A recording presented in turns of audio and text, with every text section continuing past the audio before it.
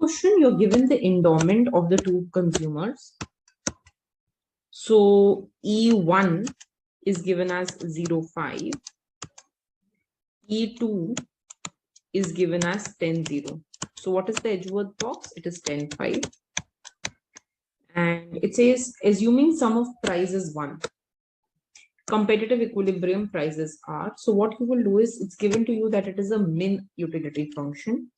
So you will make this Edgeworth box. Okay. So you will go ahead and make an Edgeworth box. And then you will, get all the competitive equilibrium here. So this will be origin of individual A, origin of individual B, and the individual A will consume through his kink points. So he will consume here. Individual B will consume through his kink points. So he will consume here. Okay. Now the question is asking the sum of prices 1. What is the competitive equilibrium prices? Now, as I told you, one of the rules that you have to always follow is that whichever is the scarce commodity, you will take it to be 1. So it will be the numerator. It will have the numerator price. Its price will be 1. So in this case, good Y is the scarce commodity. So price of good Y you will take at 1. Okay. And you will solve only for market of good Y. That's enough. So individual A's consumption plus individual B's consumption should be equal to total amount of Y. Because this is min, so for min, we have income of individual A upon price of good X plus price of good Y, plus income of individual B upon price of good X plus price of good Y. Total amount of good Y is 5. Income of individual A will come from his endowment. His endowment is 0,5. So 0 units of X and 5 units of good Y upon Px plus Py. Endowment of individual B is 10,0. So 10 units of good X and 0 units of good Y upon Px plus Py equal to 5. Just put Py equal to 1. So you will get 5 into 1 upon Px plus 1 plus 10 Px upon Px plus 1 is equal to 5. Just solve for it. You will get 5 plus 10 Px is equal to 5 Px plus 5. So you will get Px is equal to 0. So price of good X will be 0 and price of good Y will be 1. So if I go to the options, my option would be B. Price of good X is 0 and price of good Y is 1. So this will be your final answer. Okay.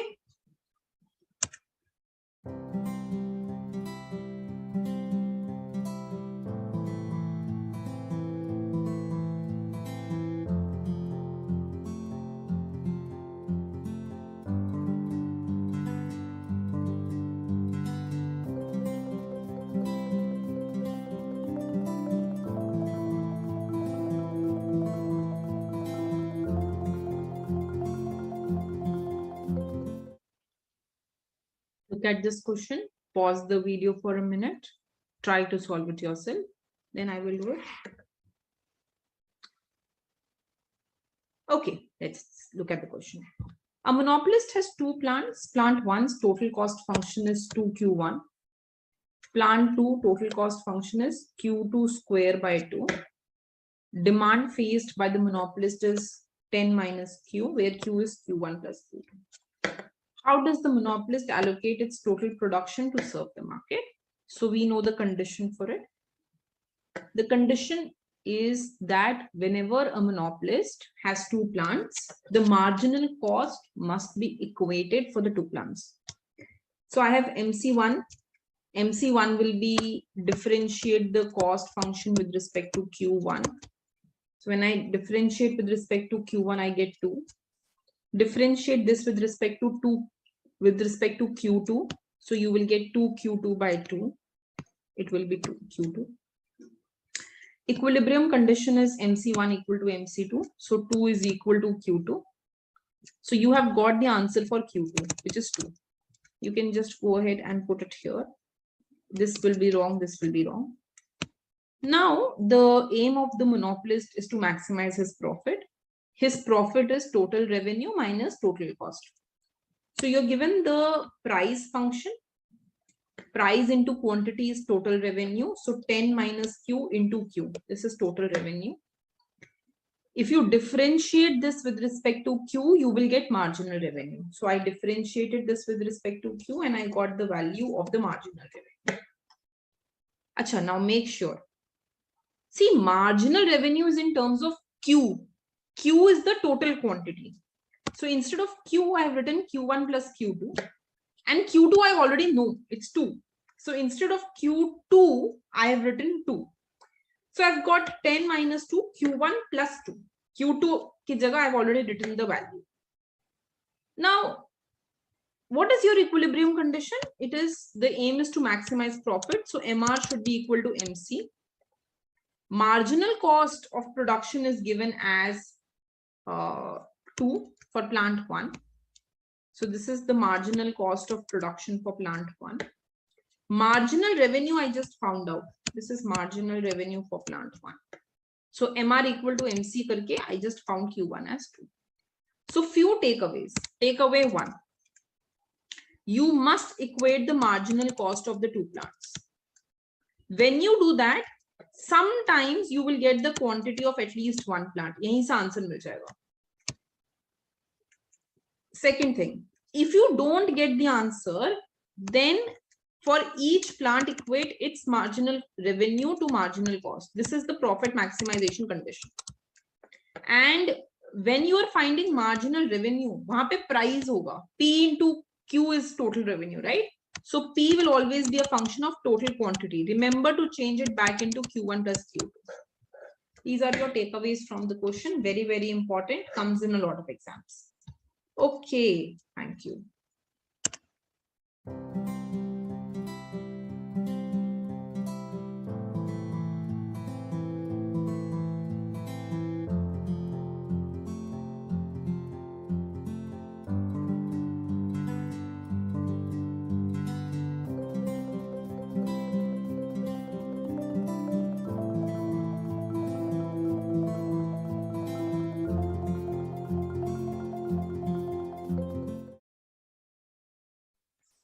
Suppose all input prices as well as output prices double. Now this means what? This means that your input price instead of W is 2W. This is your new input price. And output price is also doubling. So instead of P, it is 2P. The level of output produced by profit maximizing firm which uses a decreasing return to scale. Acha, just see this. Decreasing return to scale just solves one purpose. Can you tell me what? Very, very simple. It only solves the purpose that you can do profit maximization. You cannot do profit maximization for CRS or IRS functions. इनके साथ हो ही नहीं सकता. You cannot do profit maximization if it is constant returns to scale or increasing returns to scale. Therefore, इस चीज का कोई sense ही नहीं है. This just means that only then profit maximization will be possible. Now you just have to see that price is doubling and wage is also doubling. So what is your initial profit? Price into quantity. This is your revenue. W into X. This is your cost. So revenue minus cost is your profit. How do you maximize your profit? Differentiate the function and equate it to 0. When you do that, you will get this condition. P into F dash X is equal to W. This will be your profit maximizing condition. Okay. Now let's say that output price is doubling and input price is also doubling. So P ki jagah I have written 2P. W ki jagah we have written 2W. Now just see what is going to happen. If you do profit maximization, you will do 2p f dash x minus 2w equal to 0. This will also give you the condition p into f dash x is equal to w. Are you getting it? The condition is unchanged because you just multiplied p and w both by 2. So the condition remained the same. What DRS was just given to confuse you. It has no sense. That just tells you that you are doing profit maximization. So basically, the condition remains the same. There is no change on the condition. The answer is C. Earlier also, you were getting P f dash x is equal to W, which means you were getting the condition as marginal product of input X is equal to the real wage of the input. Now, when W doubles to 2W and price also doubles to 2P, the condition remains the same. So the answer will be C.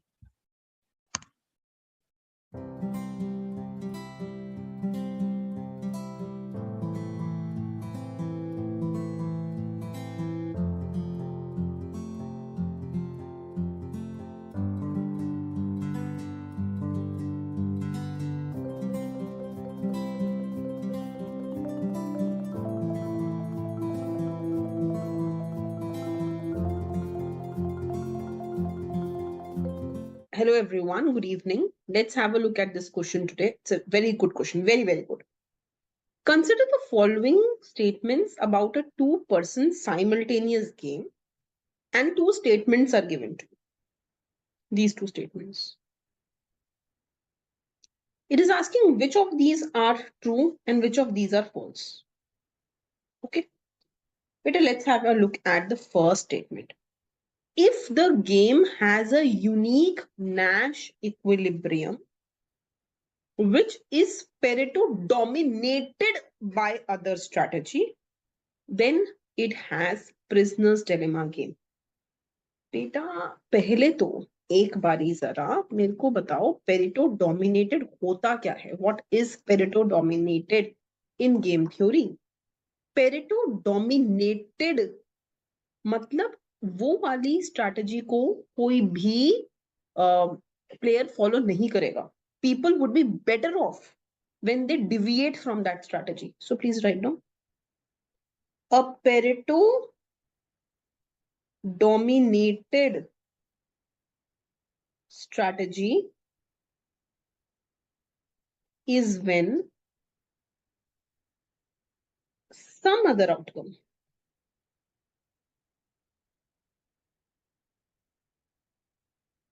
would make at least one player better off without hurting any other player. It would make one player better off without hurting any other player. ठीक है? तो अगर सोचो, अगर एक ऐसी strategy है जो डोमिनेटेड है, suppose strategy A B is dominated, मतलब इससे डिविएट करके प्लेयर्स बेटर ऑफ हो रहे हैं, their pay off is increasing. So if they have an incentive to deviate, then this dominated strategy cannot be Nash equilibrium. बेटा ये तो Nash ही नहीं होगा. Leave everything else. It cannot be Nash equilibrium if it is dominated. तो फिर ना prisoners dilemma में अलग क्या होता है? प्रिजनर्स डिलेमा में भी तो उनका जो पे ऑफ होता है वो कम होता है. Prisoner's dilemma is a situation where less optimum outcome is chosen, where the outcome chosen is not Nash. Pareto तो है, it dominates other strategies, but it is not Nash, right? So it is a situation, prisoner's dilemma लिखो. In prisoner's dilemma, people don't choose Pareto dominated strategy, they choose Pareto dominant strategy जो dominate करे. But this does not give them the maximum payoff. थोड़ा सा difference है, समझो इसको. So if I go to suppose C, D, C, D, ये strategies है बेटा. Player 1 and 2 की. And let's say 3, 3, 0, 5, 5, 0, 1, 1. This will come here. So D dominates C for player 2. ठीक है? D, ये 1 होगा. This will be 1. Then you will see this. So then if you keep doing it, you will see this and this. ये Nash होगा. In both the cases, D dominates strategy C for player 1 and D dominates C for player 2. दोनों ही players के लिए, for both the players, D dominates C. It is not dominated by C. It dominates over C. ठीक है? But this has lesser payoff as compared to this. So this is not Nash, but it is dominating the other strategy. ये तो false statement. Come to the second one.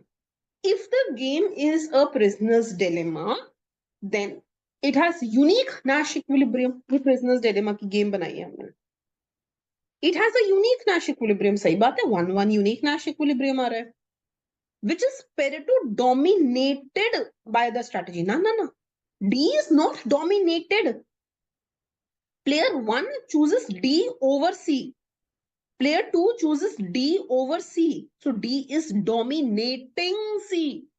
It is not Nash. Nash नहीं है मतलब दोनों का payoff बढ़ सकता है. But it still dominates the other strategy. This is also false. It still dominates the other strategy. This is also false. So ध्यान से समझो definitions का difference है. You have to understand the difference between things, right? And then do. So Pareto dominated, Pareto dominant, इनमें क्या difference है should be known to you very well. So I will give you a very simple question of the day. Please put your answers in the comment section, okay? Which of the following set is empty?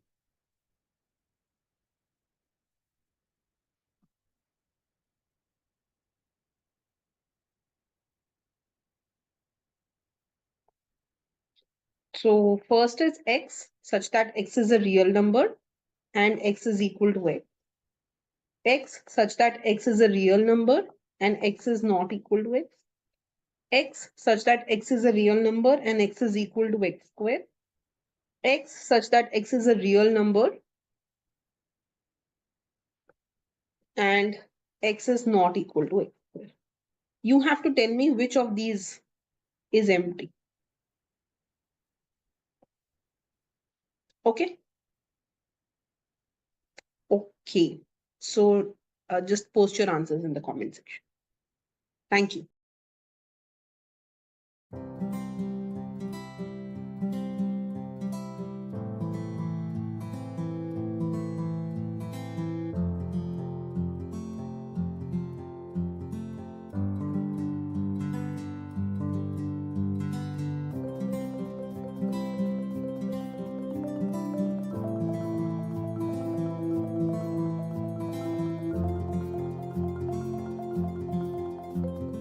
Akash earns rupees M per week. Let PX be the price per unit of food. And PY be the price per unit of any other good Y. Any other good. Let's spend a moment here, okay? Usually, when we have two commodities X and Y, this is from chapter 2, okay? Chapter 2 variant.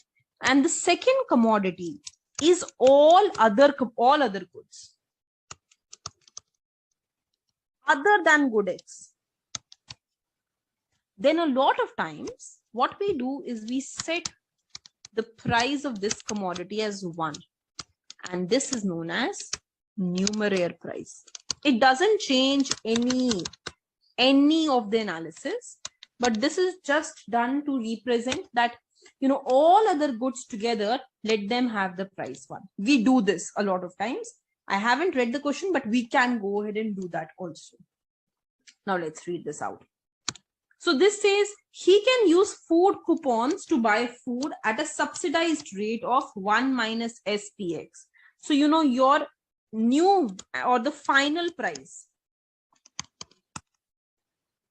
of food, this is 1 minus S into PX. And this subsidy can be availed only up to X star units. So it's not that, you keep on consuming and you will get that price. So basically, this is the following question. If you consume some X units, then only for the first X star units, you get subsidy. And beyond this X star units, there is no subsidy. So let's first understand this part well. If I go ahead and I ask you to make the usual budget line, you will tell me that it is PX into X plus PY into Y is equal to income of the consumer. This is what you will do.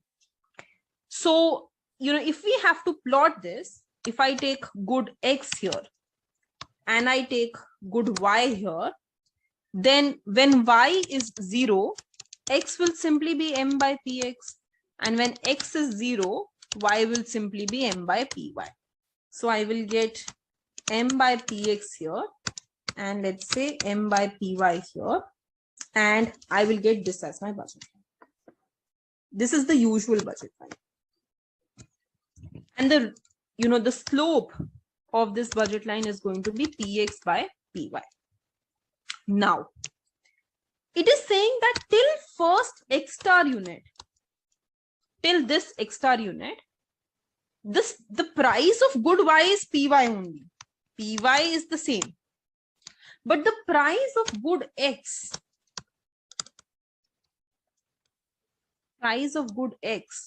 this is 1 minus S into PX. Right? So the price of good X is a little lower. Price of good Y is the same. So now, if I go ahead and I ask you what is going to happen in this case, see, in this case, if you spend your entire income on good Y only, nothing changes. You will be here only.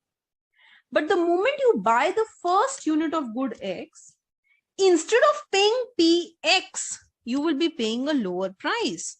So the slope of this budget line will be 1 minus X into PX upon PY. Right? So if you go ahead and you look at this budget line, so supposedly I give you any value. Supposedly the subsidy is 10%. So you will get 1 minus 0.1 into PX by PY. So this will be 0.9 PX by PY instead of PX by PY. So the slope is lower, right? So if I go ahead and I check this, what is going to happen? I am going to go ahead and I am going to get flatter or steeper slope in this case.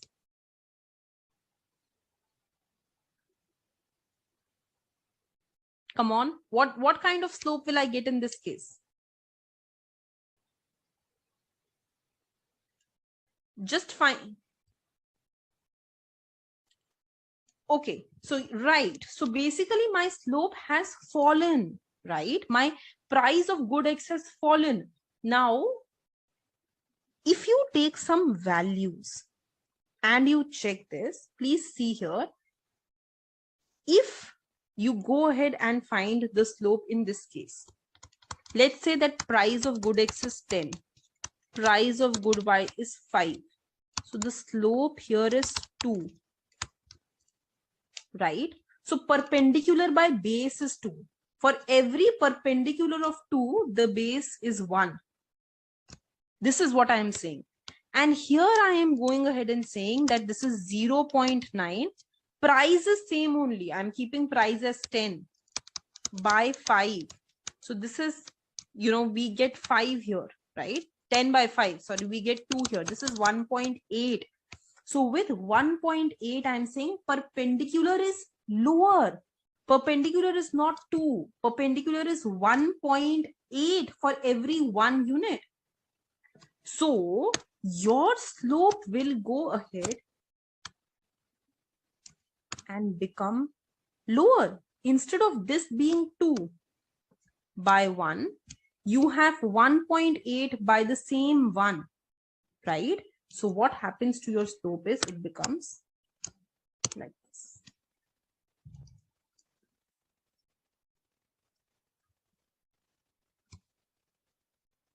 This is going to be your slope. Sorry, like this, flatter. This is going to be your slope, isn't it? For every 1 unit of this, you have 1.8 here. For every 1 unit of this, you have 2 here. So here it is more, here it is less. So this is going to happen. The slope is going to become flatter. If you get confused by the concept of slopes, the other thing you can go ahead and do is write the equation of the other budget line also. So you can go ahead and say that the new budget line will be 1 minus S px plus py into y is equal to m. So when y is 0, your x is going to be m by 1 minus s into px, which means it is going to be your income upon 0.9 into px. You can also go ahead and do it by this. So it will be 10 by 9 into m by px. This will be 1 point something into m by px. So whatever your m by px was, it will be more than that. So the slope will go ahead and become flatter because the slope has fallen, it has decreased. Now the question is saying that you can get this price only up to x star. So this means that if I go ahead, I don't have this budget line here. And if I go ahead, I don't have this part of the budget line. This is how your budget line is looking. You are getting a higher price above x star and you're getting a lower price below x star. Before x star, the price is lower. So had this been the complete budget line, you would have afforded more x because of the subsidy, more x than what you're currently consuming. But this is not the budget line throughout. This is only till x star, beyond which the price goes to the usual price of px by py. Okay, now let's read the question. It says if his weekly income is greater than x star minus 1 minus x px, then the maximum amount of food he can buy. Maximum amount. So maximum amount of food means he's going ahead and spending his entire income on food. That is when he's going to consume the maximum amount, right? So let's go ahead and let's see what will happen if he spends his entire income on food. So if he spends his entire income on food, initial first x star units, he will be buying at the price of 1 minus s into px. Once he buys this units, what is the expenditure on these units? The expenditure will be 1 minus s into px into x star. And then from the remaining income that he has, what is his remaining income? Income minus the income that he has already spent, because he's spending all his remaining income on only good x. So whatever his remaining income is, he will divide that by px, and that will give him the final amount. So if I go ahead and I solve for this, I will get m by px minus 1 by S into Px by Px into X star. So this is going to be M by Px minus 1 plus S into X star. This is the amount that he can go ahead and consume with his entire income. This is how you can go ahead and find how much consumption it is possible for him to do. So let's see what we have done. First of all, we are going ahead and saying that he's spending all his income on good X, on food. Because he's spending all his income on food, that means he's buying more than X star units. He's able to buy more than X star units, which implies that first X star units he's going to get at a subsidy. The price that he is going to pay for it is going to be 1 minus S into Px. So we go ahead and we get this. And from this, from the price that he goes ahead and he pays, he is going to buy X star units. So this is the amount of units that he buys. This is his expenditure. After doing this, his remaining income will be income minus what his expenditure has been on good X. And once we understand that, whatever his remaining income is, if he is spending all his remaining income on Px, this is going to be on X, this is going to be divided by Px. So you can go ahead and get this amount. This is the amount that he will be spending on good X. This is the maximum he can consume from that good. Now, if you go ahead and you think about this, sorry, this will be plus X star here. This will be minus X star plus S X star. So you can actually interpret this also. This is spending all income on X if the price is Px. And this is going ahead and saying that you are able to go ahead and buy these additional units. So this is the remaining income being spent and consumed.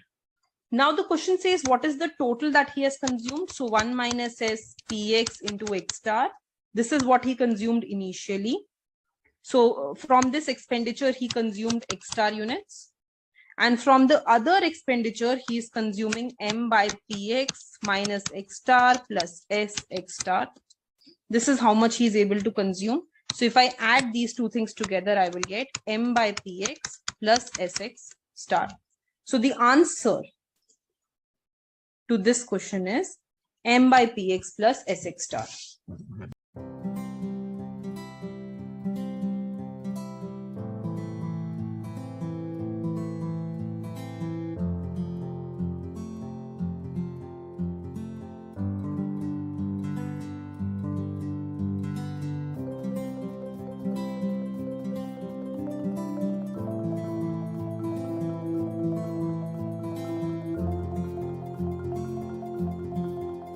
Read this question, try to do it yourself first.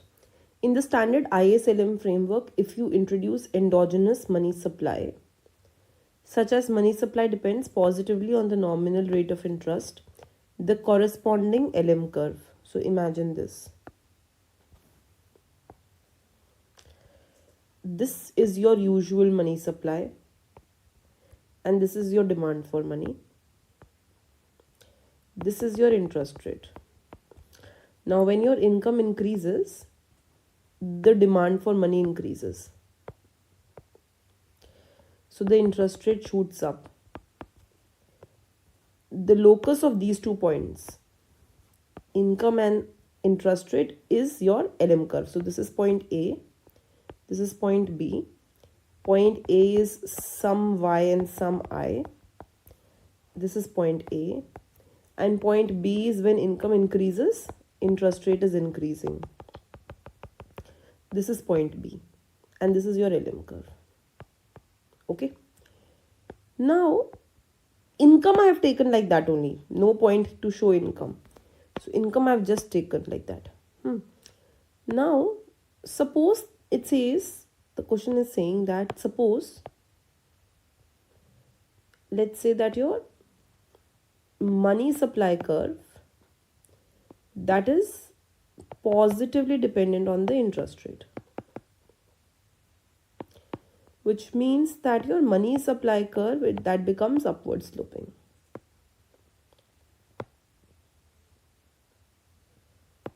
So your money supply curve is this. This is your money supply curve, not horizontal. So where will be your new equilibrium? You will go from point A to only point B dash, which means there will be increase in the interest rate by a lower amount, only to I double dash, for the same increase in Y, because the increase in Y shifts the demand curve, that is shifting by the same amount. But now interest rate is increasing by a lower amount. So interest rate is increasing only from I to I double dash. Initial point is the same. Point A is the same, but you go from A to B dash instead of A to B. So you go from A, income is increasing by the same amount, but interest rate by a lower amount, B dash. This becomes your LM curve. So it is flatter, right, as compared to the original LM curve. So this is flatter. Is this okay? So the LM curve becomes flatter. So the answer is B.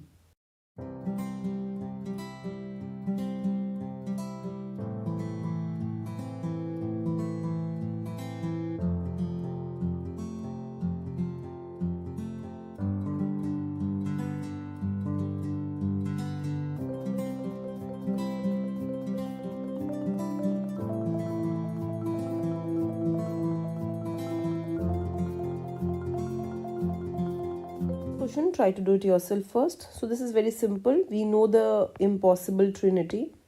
You cannot achieve three things together. One is fixed exchange rate. Just remember this, okay? The other is autonomous or freedom to choose your monetary policy. And third is perfect capital mobility. These three things cannot go hand in hand. So if you are following fixed exchange rate and capital mobility, then monetary policy will be ineffective. You can't use monetary policy, right? So we have seen this also in the Mundell-Fleming model, that the monetary policy was ineffective in case of fixed exchange rate and perfect capital mobility. So these three things cannot be achieved together, and this is called the impossible trinity. So the answer will be 1, 3 and 4, which means the answer is C.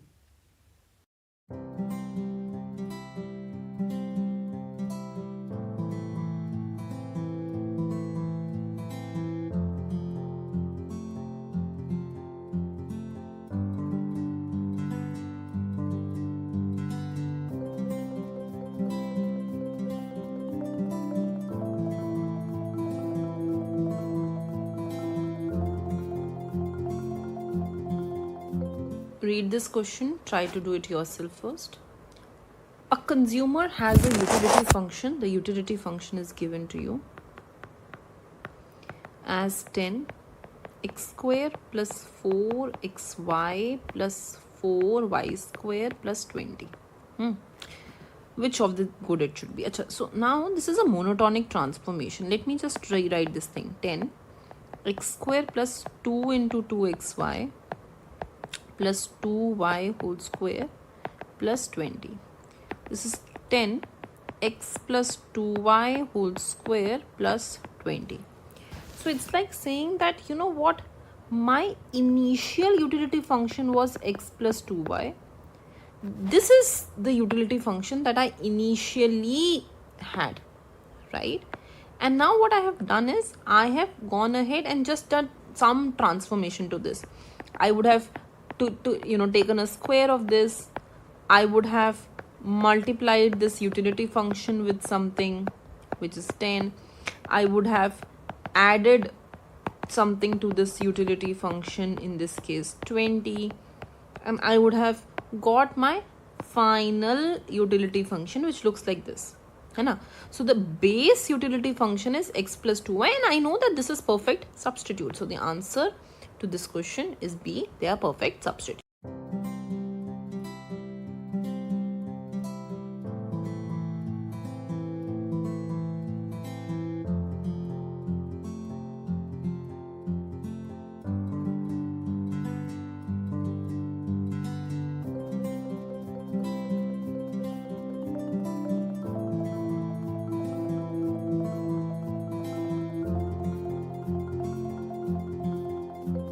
Try to do it yourself first. If a person is a borrower, then rise in interest rate will. So let me just go ahead and show you this. So imagine, first of all, I will draw the point of endowment.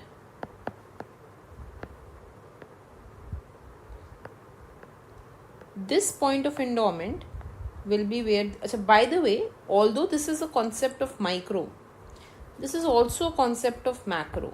So if you go to your different consumption theories in the lectures, you will see there will be a concept in which we talk about the intertemporal consumption theory. Okay. So actually there are various consumption theories, permanent income hypothesis, then there will be intertemporal consumption theory, random walk, all these hypotheses. You should be well aware of these also. Okay. Now just come back to the question. So initially let's draw a budget line. And I draw a point of endowment right here on the budget line. So this is my I can say consumption in period 1 and consumption in period 2, and this is exactly equal to my income levels in the 2 period.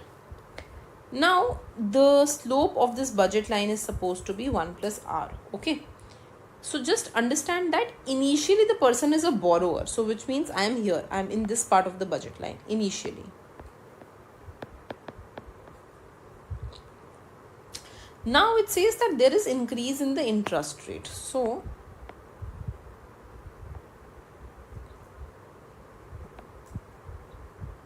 this is my point of endowment, and when R increases, then my budget line will become steeper, isn't it? So this will be my new budget line.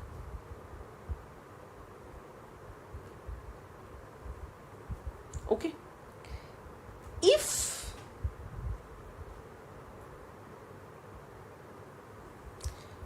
budget line becomes steeper, what were you consuming initially? I was here, somewhere in this zone.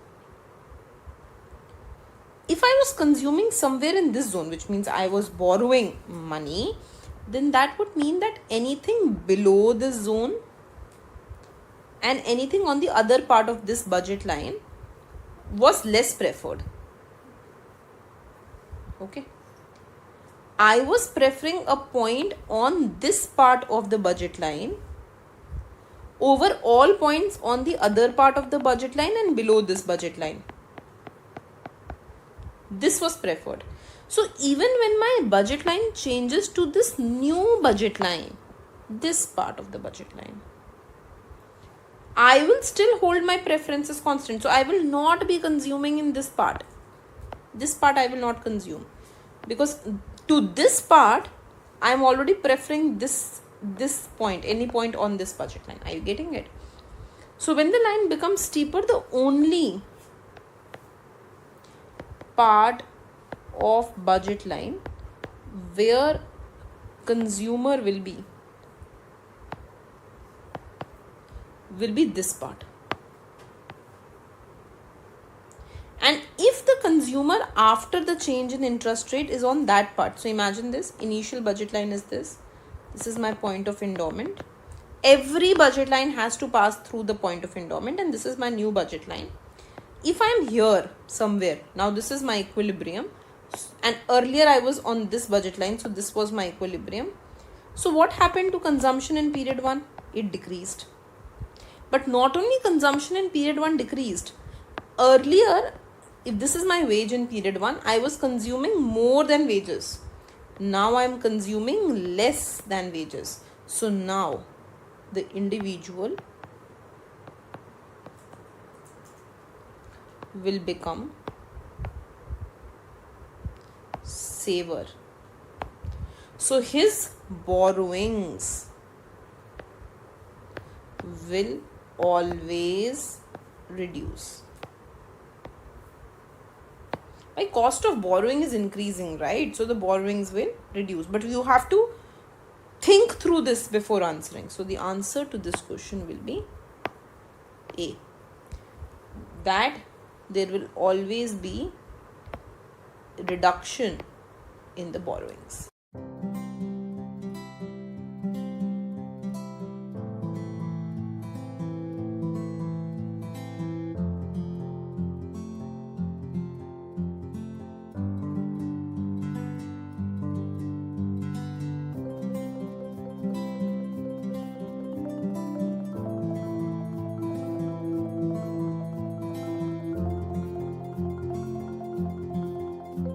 Try to do it yourself first. In an open economy with perfect capital mobility and fixed exchange rate, open market operation. So we are talking about money, changes in money. So we know this by now. This is my BP line. This is my IS curve. This is my LM curve.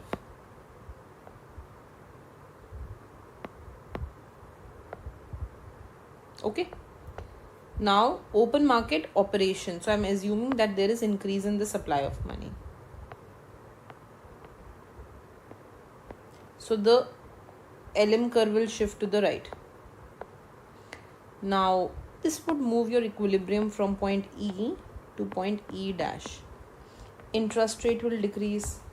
There will be infinite capital outflow. So when there will be infinite capital outflow, what is going to happen? There should be depreciation of your currency.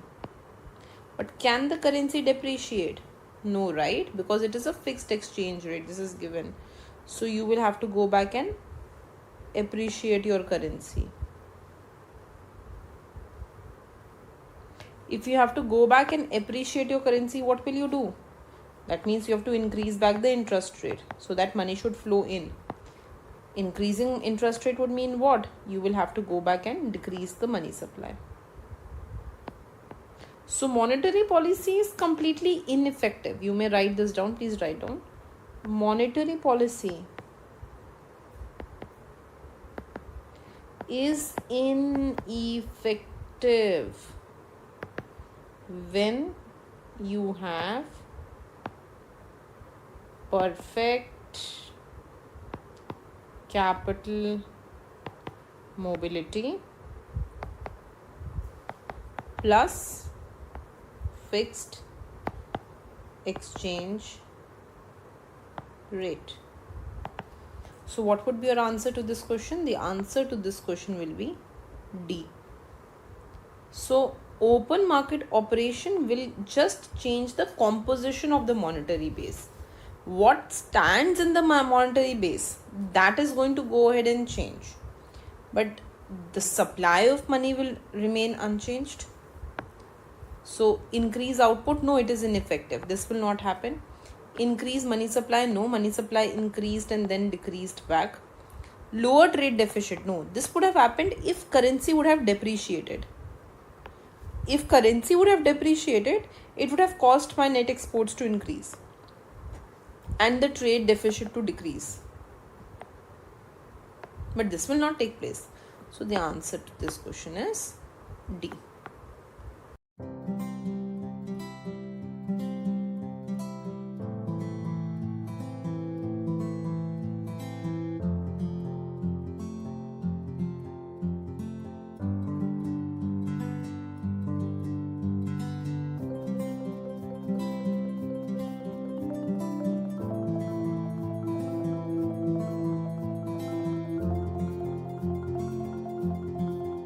Read this question, try to do it yourself first. NIRU implies. So what is NIRU? NIRU stands for non-accelerating inflation rate unemployment. So as the word suggests, it is non-accelerating inflation rate, which means inflation is constant. So the answer to this question is B.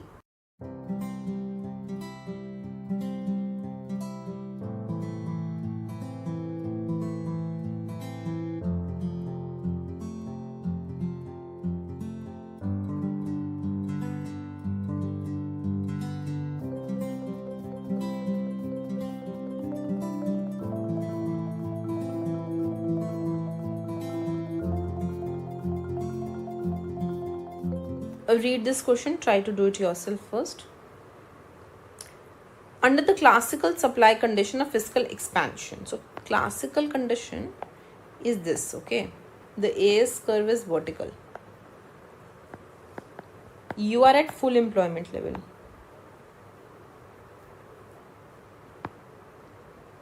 So there is no increase in the level of output.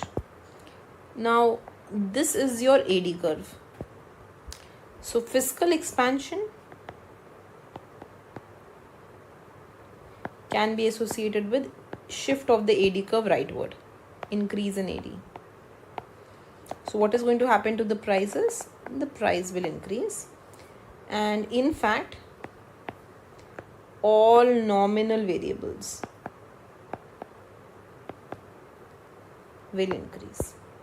So P, I, PY, all these will increase, but W by P, real interest rate, real level of output, real level of unemployment, these will remain unchanged. This is your classical theory. So the answer to this question should be A. It only raises the price level and the interest rate.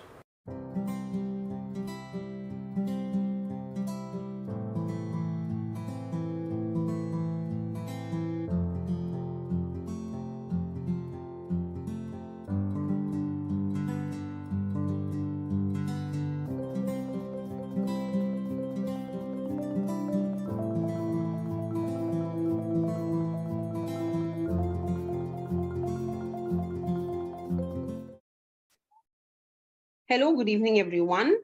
Welcome again. Let us go ahead and solve today's question. It's a very, very good question.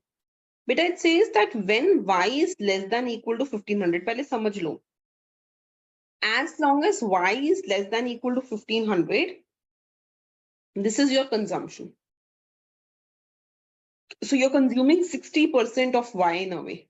ठीक है जी. But if your y is greater than 1500, then whatever amount is above 1500, that amount is completely saved. Agar income 1500 se upar hai, if your y is greater than 1500, then whatever is the additional amount is completely saved. Now it says that y is 1750. Y is 1750. Then it says, what is the minimum value of I necessary to ensure full employment in the economy? If y is 1750 and this is the full employment level of y, then it's given that full employment level of y is 1750. Then what is the minimum investment required to ensure full employment level in the economy? बहुत अच्छा question है. तो बेटा ध्यान से समझो. It says till the level y is 1500,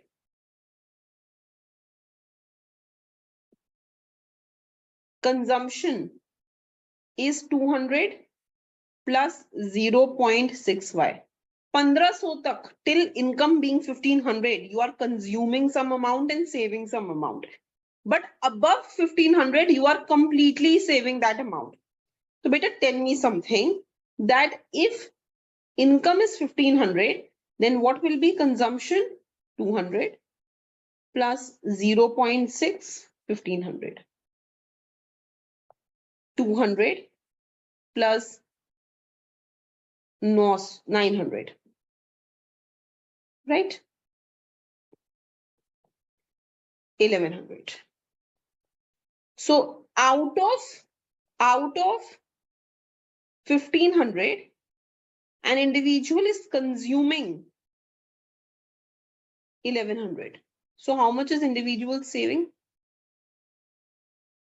1500 minus 1100, 400.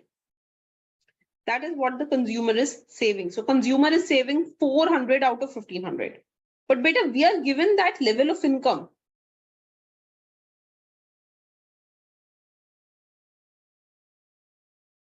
Level of income currently is 1750. So it is more than 1500 by 250. And anything above 1500, jitna bhi 1500 se upar hoga, anything above 1500 is completely saved in the economy. So beta, these are the savings. There is nothing consumed out of this. So total savings in the economy, that will be beta 250 plus 400, which will be 650. I am going to go ahead and I'm going to save 650 rupees in my economy. Beta, if this is the savings, then we know that savings is equal to investment. So how much investment will be there in the economy? 650. Is it any of the options? No. So answer to this question is D, none of the above. Okay, thank you.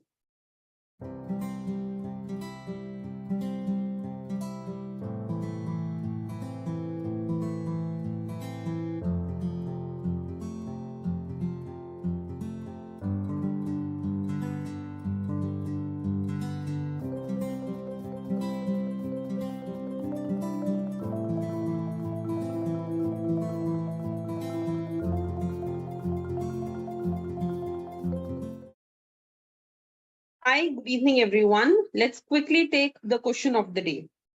A monopolist faces demand curve QP is equal to 1 by P. Beta, ये बहुत common questions हैं जो exam में आते हैं.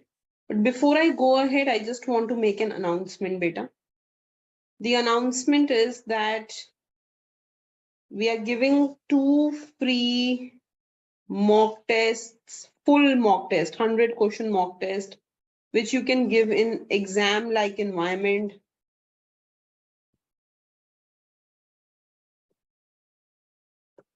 With us. So what you have to do is you just have to contact ArthaPoint, you know our number well. And after contacting us, you have to register on a Google form and you will be given 2 free mock tests of CUET, which you can go ahead and give in an exam-like environment. Both of them will have 100 questions each. Okay. Okay, beta, let's go ahead. So Q is equal to 1 by P. This is given to you. So beta, ek baat batao isse. What will be P into Q? P into Q will be 1. P into Q will be 1. So beta, this is your total revenue. Whatever happens, whatever, कुछ भी कर लो, total revenue सिर्फ 1 rupee ही earn करोगे. That's your total revenue that you will earn is 1 rupee. So beta, TR will be 1. And per unit cost, what is given to you, beta? What is the per unit cost given? It incurs a cost of 3 per unit output. So 3 per unit. Matlab 3Q. So you have to maximize, khud socho, you have to maximize revenue minus cost. You have to maximize revenue minus cost. सिर्फ अगर 0 unit produce करते हो, only if you produce 0 unit, that means you don't produce at all, it will make sense, because otherwise you will only earn a total revenue of 1 and your cost will be 3 per unit, will be 3 per unit. अच्छा बेटा एक बात बताओ, suppose I don't produce Q at 0, I produce Q very close to 0 but not 0, तो बेटा per unit cost is 3, total cost is 3 into Q. If my Q is close to 0, बहुत ध्यान से समझना, but not 0, जैसे अगर Q हो गया 1/100th unit, इतना ही प्रोड्यूस किया, बेटा what will be total cost? 3/100, 0.03, but total revenue तो 1 है, so I am still making profit. Are you getting it? So if I produce Q close to 0 but not 0, my TR can exceed TC. So the answer to this question will be none. 0 nahi hoga.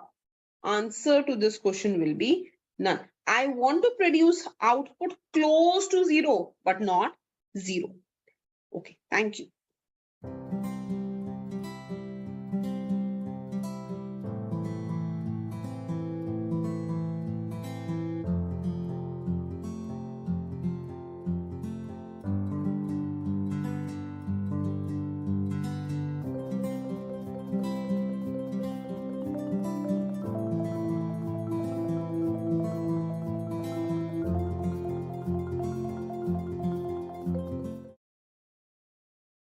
Hi, good evening, everyone. Let's take question of the day. It says, suppose a monopolist faces demand curve, which is given by this. So the demand curve is 1 minus P is equal to 1 minus P. If the short run equilibrium output is 0.1 unit, what is the marginal cost of the firm? Okay. So beta, we know that equilibrium by a monopolist is given by where MR is equal to MC, right? My demand curve is given by Q is equal to 1 minus P. So P will be 1 minus Q. Now my total revenue is price into quantity. So it will be 1 minus Q into Q. It will be Q minus Q square. But what will be MR? MR will be how TR changes as Q changes. So it will be 1 minus 2Q. We know that equilibrium is given where MR is equal to MC. So 1 minus 2Q should be equal to MC. है ना? अब दिया हुआ बेटा कि Q itself is 0.1 unit. Q star is 0.1. So 1 minus 2 into 0.1 is MC. So MC will be 1 minus 0.2, which will be 0.8. So in this case, the marginal cost will come out to be 0.8. I hope this is clear. कुछ नहीं किया, सिर्फ MR equal to MC किया, total revenue निकाला, उससे marginal revenue निकाला, equated that to MC, put the Q value as 0.1 and find the value of marginal cost. Okay, thank you.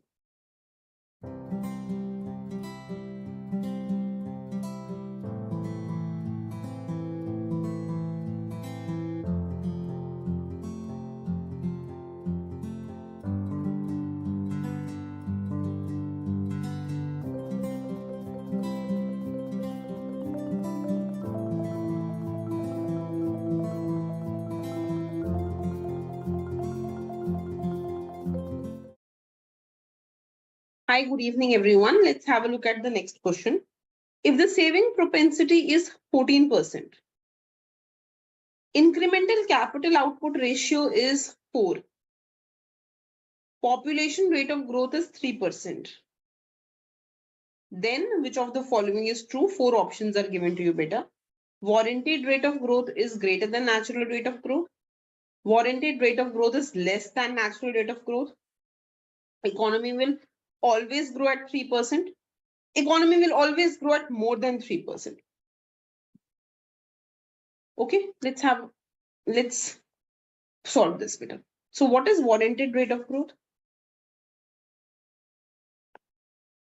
Warranted rate of growth is very simple. It is given by savings propensity upon incremental capital output ratio, ICOR. Saving propensity is 14 and ICOR is 4. So this will be 3.5%. This will be your warranted rate of growth. But what is natural rate of growth? Natural rate of growth is given by the growth rate of your population.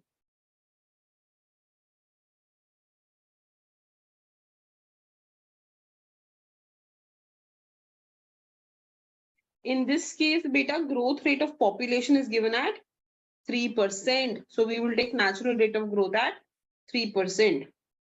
Therefore, we have warranted rate of growth, which is 3.5%, greater than natural rate of growth, which is 3%. So the answer to this question will be A. Warranted rate of growth is greater than the natural rate of growth. Okay, thank you.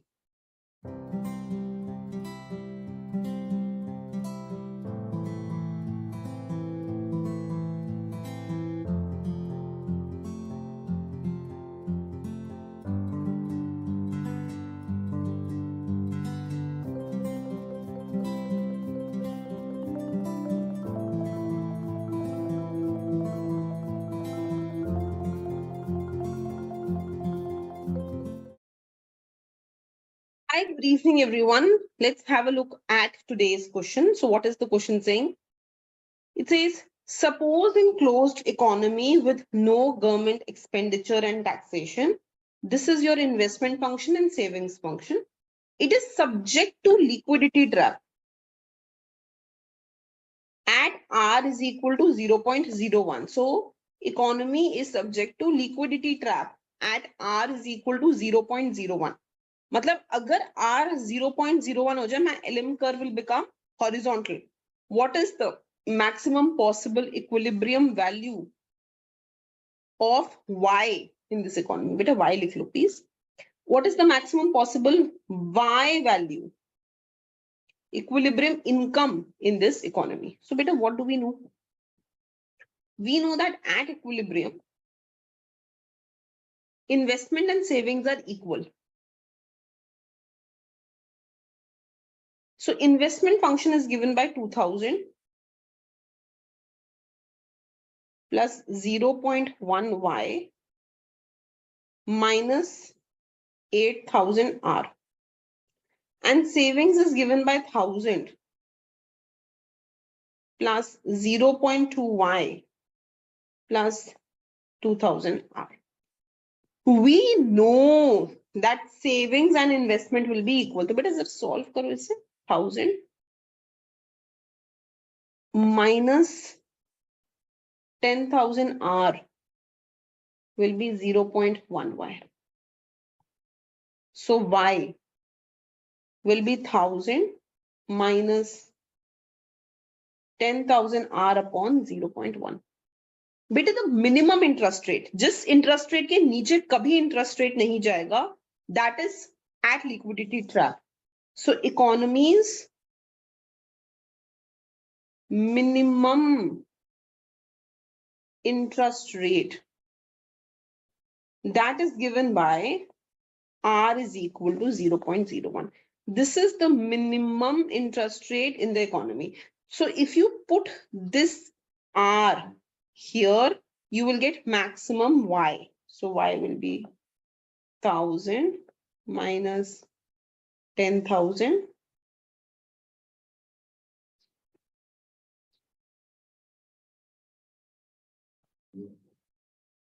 1000 minus 100 900 by 0.1. So economy's maximum level of income will be 9,000. समझो economy का अच्छा, had liquidity trap not been given, suppose कुछ liquidity trap के बारे में नहीं होता, then in order to maximize the income, I would have plugged in interest rate at 0. I would have plugged in interest rate at 0. मैं minimum R 0 मान के चलती. But because I'm given that economy's interest rate cannot go below 0.01, that is 1%, I will take interest rate at 1% and I will calculate the maximum possible value of Y. So that will come down to 9,000. So answer to this question is B, that is 9,000. Okay, thank you.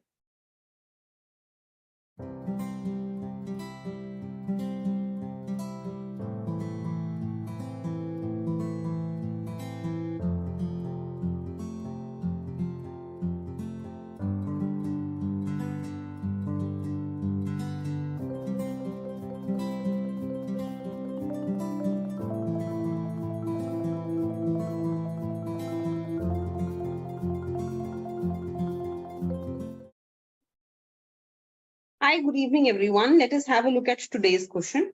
But before we go ahead, I would like to make an announcement. We are giving you 2 free mock tests of CUET pattern, complete 100 questions.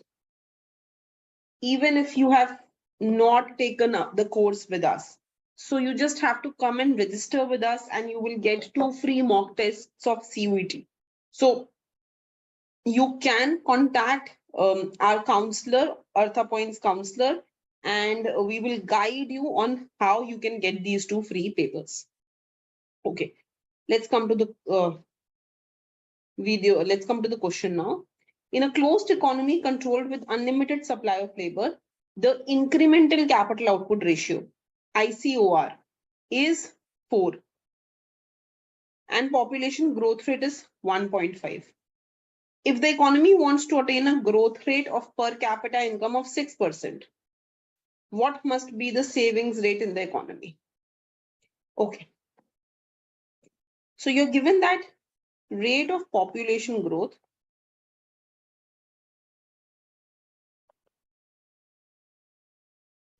that is 1.5%. This is going to be 0.015.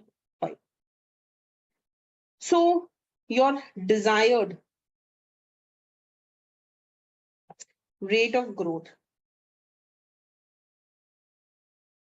that is given to you as 6%.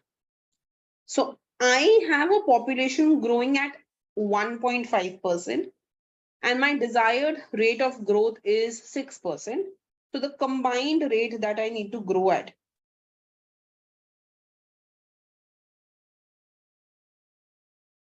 after taking population into consideration will be 0.015 plus 0.06. So this will be 0.075. So what will be the required rate of savings, beta? It will be my growth rate, which will be 0.075 into my capital output ratio. So my required rate of savings will come down to beta 30%.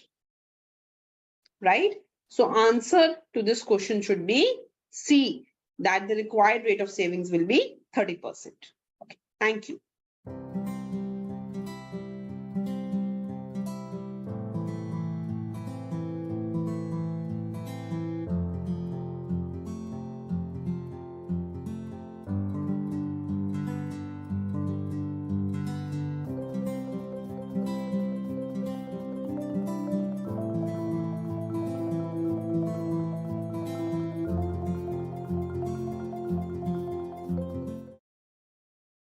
Hi, good evening, everyone. Let's have a look at today's question. It says, find the missing values. So you have to find this value, and this value, and others are given to you. So let's let's just find out the relationship first, beta. So we know y is equal to c plus I plus g plus nx. Right? So beta, this can be written as y is equal to y minus c is equal to I plus g plus nx. Okay.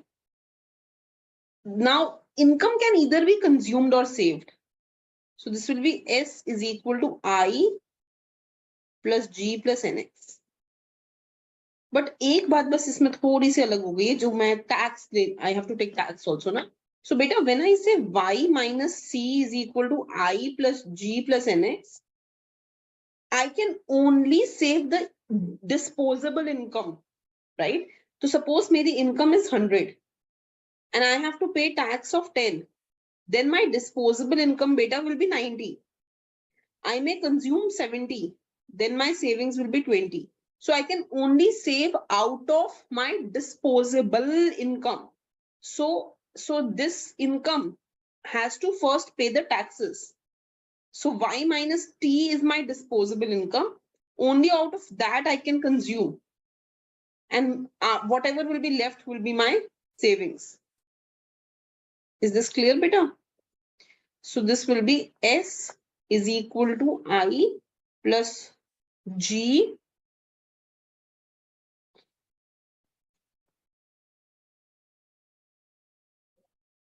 so a better way of writing this can be, if I have to rewrite this thing, S minus I will be G minus T plus net export. Okay, S minus I will be G minus T plus net export. This equation can be rewritten as this.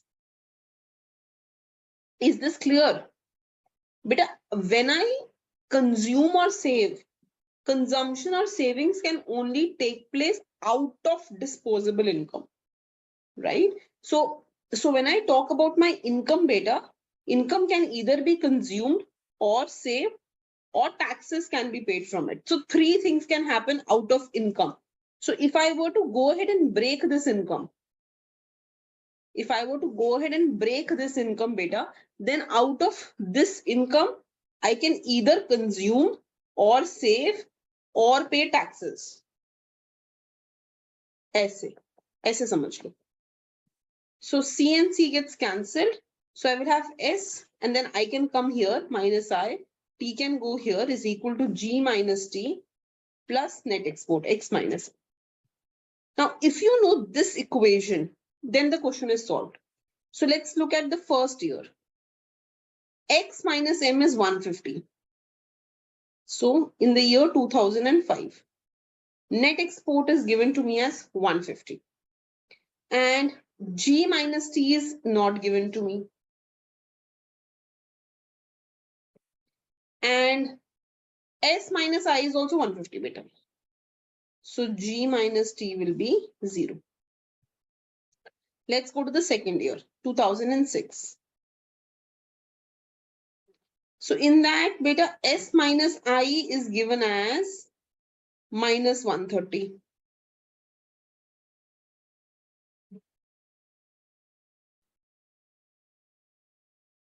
And then net export we don't know, but G minus T is minus 50.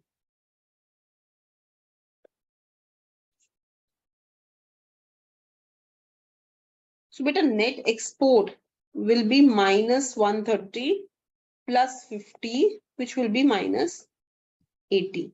So net export will come down to minus 80. So the answer to your question will be A. Because minus 80 is only coming in A. Right? But let me solve it for your next year also. So 2007 ka bhi kar lete ek bari. So if I have 2007 year, then beta we will have S minus I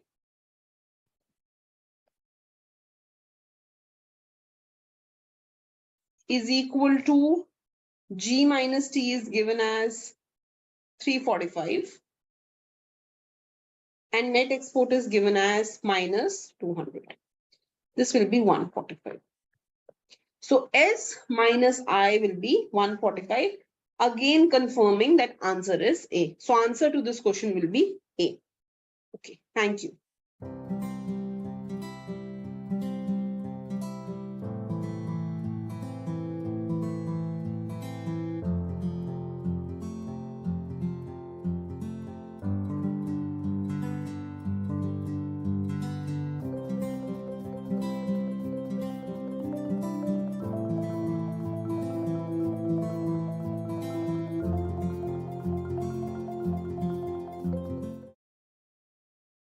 Hi, good evening, everyone. Let us have a look at this question, beta. It says an economy has proportionate income tax rate T, marginal propensity to consume alpha, marginal propensity to import M, and alpha T and M are given to you.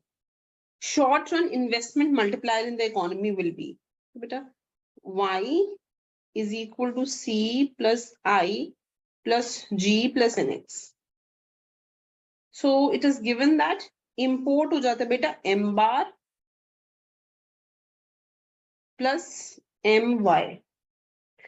C हो जाता है C bar plus M alpha दिया हुआ ना marginal propensity to consume plus alpha Y. ठीक है alpha Y D ले लेते हैं. So this will be C bar plus alpha Y minus tax. Tax is proportionate. So this will be C bar plus alpha Y minus TY. Right? So this will be C bar plus alpha 1 minus T Y. Right? So beta, let's just solve this. Y is equal to C plus I plus G plus NX. ठीक है मैंने बस I've just plugged that.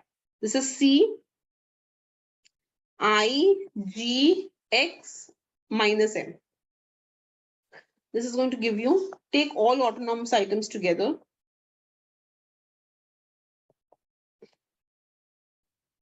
Plus alpha minus M Y. So it is going to give you 1 minus alpha plus M Y is equal to all these autonomous things. Ab investment multiplier nikalna. I need to find investment multiplier. So what I will do is I have to find change in Y due to change in I. So जब मैं यहाँ change introduce करूंगी, this is dy, dc, di, dg, dx, dm. All of them will be 0. This will become 0, 0, 0, 0. Only thing I will be left up will be di. So I will have dy is equal to di upon 1 minus alpha, 1 minus t plus n. So dy by di will be this.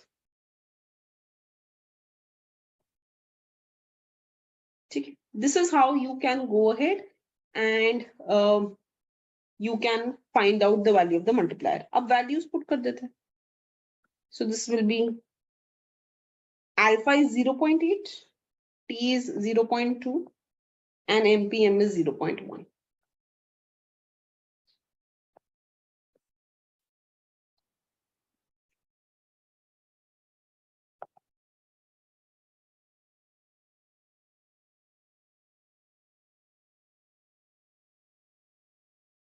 Zero 0.36 plus 1 0 to 0.46.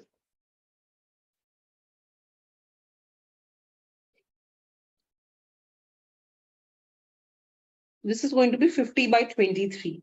So answer to this question will be beta none of the above. So what I can do is, let me just make this into 2.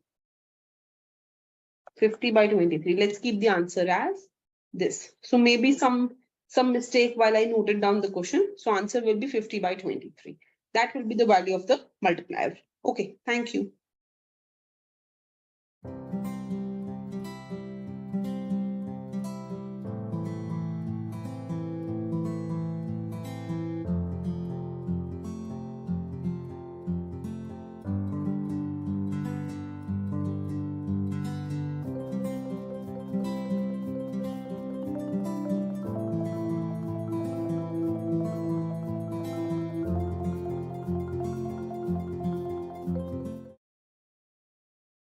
Okay, good evening, everyone. Let's have a look at today's question.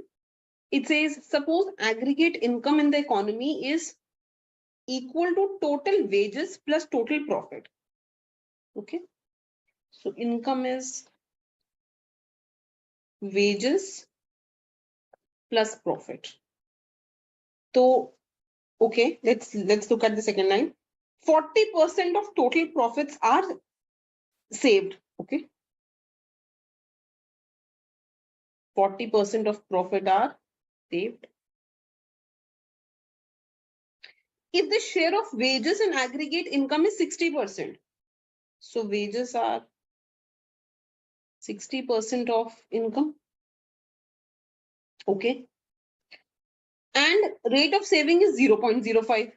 So savings rate is 0.25. The fraction of wages saved in the economy are. Okay. So, beta, if income is equal to wages plus profit, then can I say from here that amount of savings will be savings from profit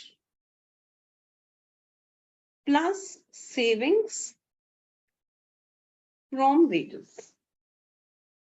That will be amount of savings. But let's say that the savings from wage are X. The savings from wage are X. Now, 40% of the profits are saved. So 40% of pie is saved. And the savings rate in the economy is 0.25.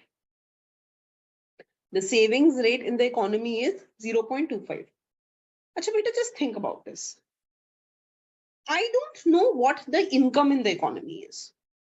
But this tells me that that share of wage in the aggregate income is 60%. But income bhi ab ek variable ho gaya. So variable do lena is very difficult. So what you can do is you can say let income be 100.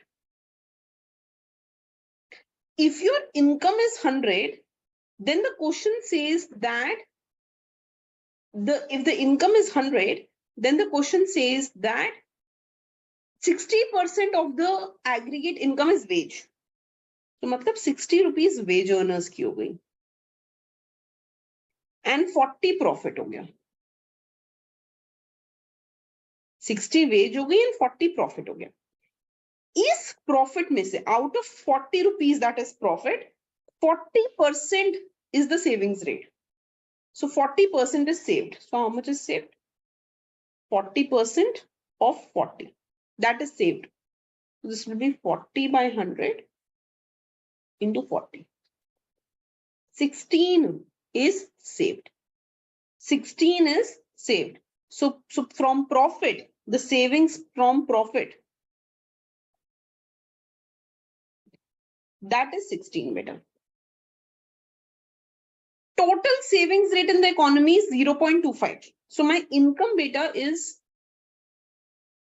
100 and 0.25 of income is saved. 25% of income is saved. That means 25. So this means beta that total savings in the economy are 25. Out of profit, you are saving how much? 16. So what will be the remaining savings out of wages? Out of wages, you would be saving 9. So savings from wage,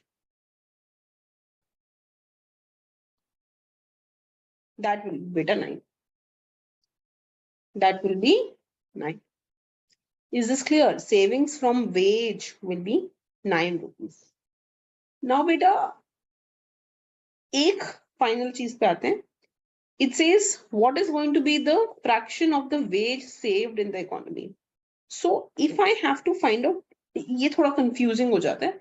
If I find out the fraction of wages saved, if I find out the savings, wage saved by total saved, तो ये तो बेटा हो गया 9, total savings 25 into 100. Out of 25 rupees that are saved, 9 come from wage income. तो ये तो बेटा हो गया 36%, 0.36. But if you see that this is not coming in the options, 0.36 is not in the options, then beta, ये हो गया first way of doing it. Depends on the language. So if they ask you how much is the wage saved, it should be as a proportion of the total savings. But if I find out what is the wage saved as a proportion of total GDP of the economy, beta 100 rupees is what I have taken as the income in the economy. Then it will come down to 9%, so 0.09. Right? Then answer A is correct. Now some students may argue कि ma'am अगर wage की savings को निकालना ही था तो you should have found out the what is the amount saved upon wage income into 100. That's also correct. Again, it depends on the language is what I'm saying. So ये हो गया एक तरीके से marginal propensity to save out of wage income, है कि नहीं? तो ये जगह पे 9 rupees is saved. My wage income was 60 into 100, right?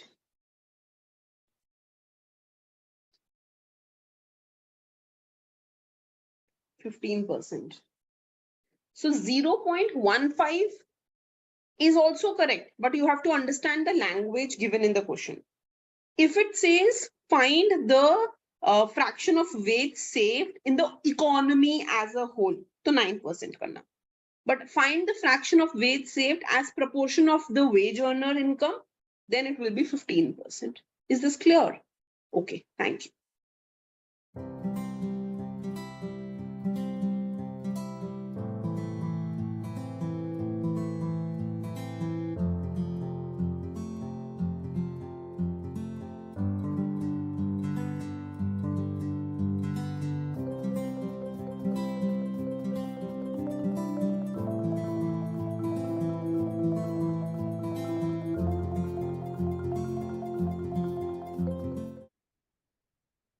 Hi, good evening, everyone. Let us have a look at the question for the day. So you're given the probability distribution of a random variable x in this table, and it is asking you what will be the mean and variance. Okay, so let's start solving beta. What is the mean of the variable? The mean of the variable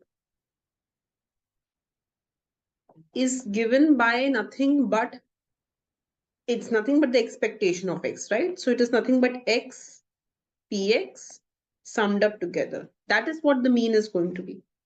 So if I look into this table, I am supposed to go ahead and find x into px. And I'm supposed to go ahead and add that together, and that should give me the mean. So let's start doing that. So 0 into anything is going to be 0. This will be 0.38. 0.2 into 2 is going to be 0.40.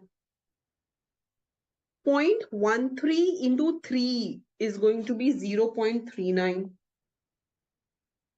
And 4 into 0.05 is going to be 0.20. So if I start adding this together, 0.2 plus 0.39 is 0.59, plus 0.40 is 0.99, plus 0.38 is 1.37. So this is going to give me 1.37. This is your mean. Now, many students make this mistake, and I want to repeat this. Many of you will make this mistake that just by looking at the options, the moment you will see 1.37 coming here, you will mark C as the answer. Don't do that. We must verify that the variance given corresponding to 1.37 is correct or not. So how do you go ahead and find the variance of any distribution? So let's write down the variance. What have I written? Mean of variance. Mean of variable. Okay, so the variance of variable, it can be written as E of x square minus E of x whole square. What is E of x square? Summation x square into px minus E of x whole square. So let's find out x square now.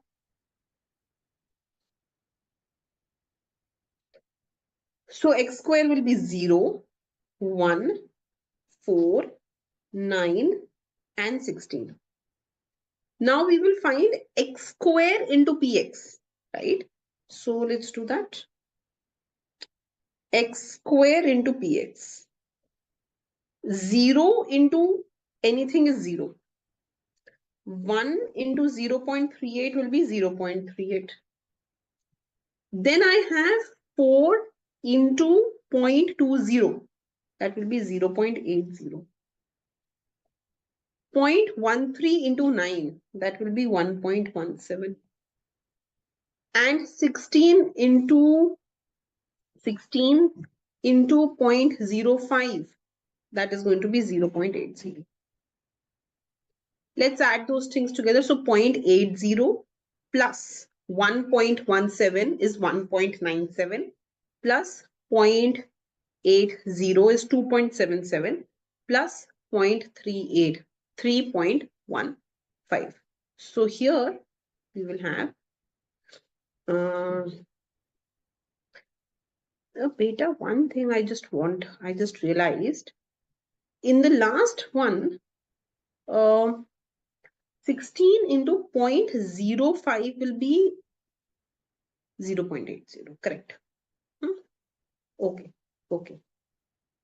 So plus 1.17, I hope I've done this correctly, plus 0.80 plus 0.38. This is going to give me 3.15,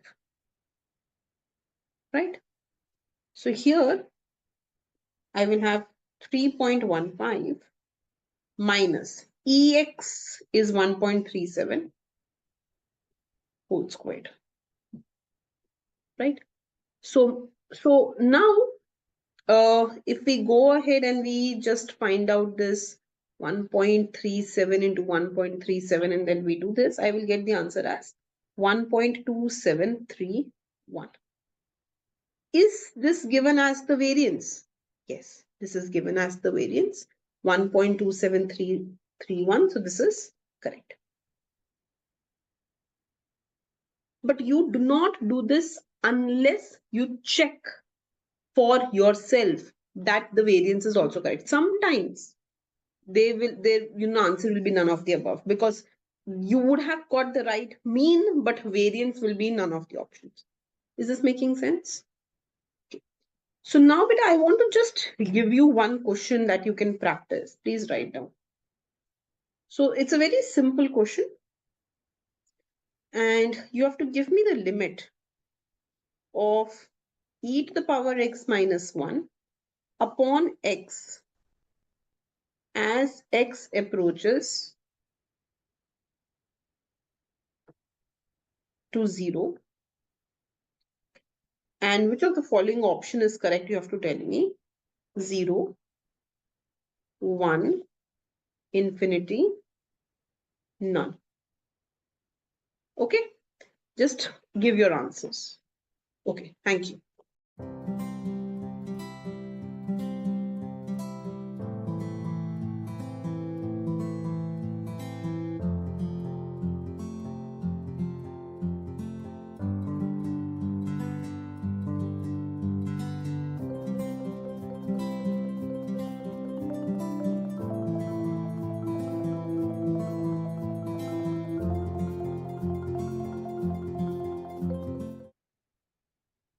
Good evening, everyone. Let's have a look at the question for the day.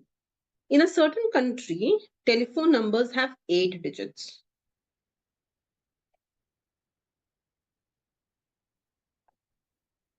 The first 2 digits are area code and are the same within any area.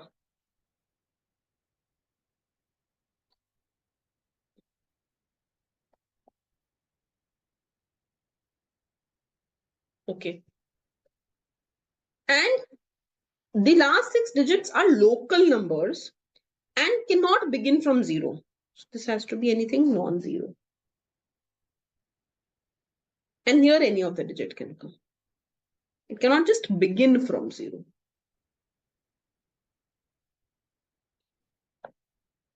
Any digit 0 to 9. How many different telephone numbers are possible within a given area code in this country? How many different telephone numbers are possible? Okay. So beta, within a given area code. So if it is within a given area, that means this will be same. Yahan pe I don't have to do any permutation. This will be the same, right? Now beta, for the remaining one where I can go ahead and I can permute, I have to try and understand as to what are the what can come in the first digit here. So here I can have any non-zero number. Matlab 1 aa sakta hai, 2 aa sakta hai. Any non-zero number can come. So which means I can have anything from 1 to 9. So any 9 digits can come. And then after that, any of the 10 digits, any number can come from 0 to 9, right? Any 10 digits can come, right? So which means that beta here, any of the 10 digits can come.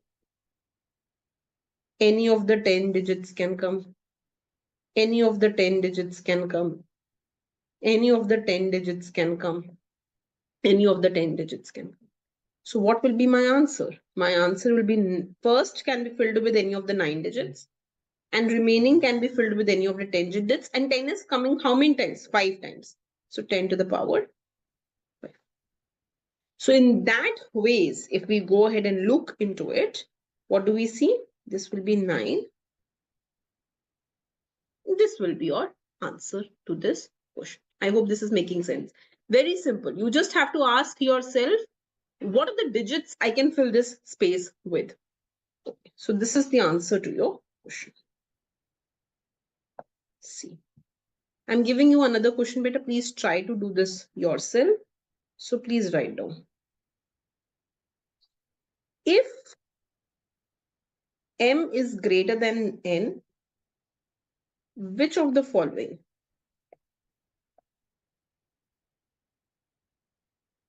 is necessarily true?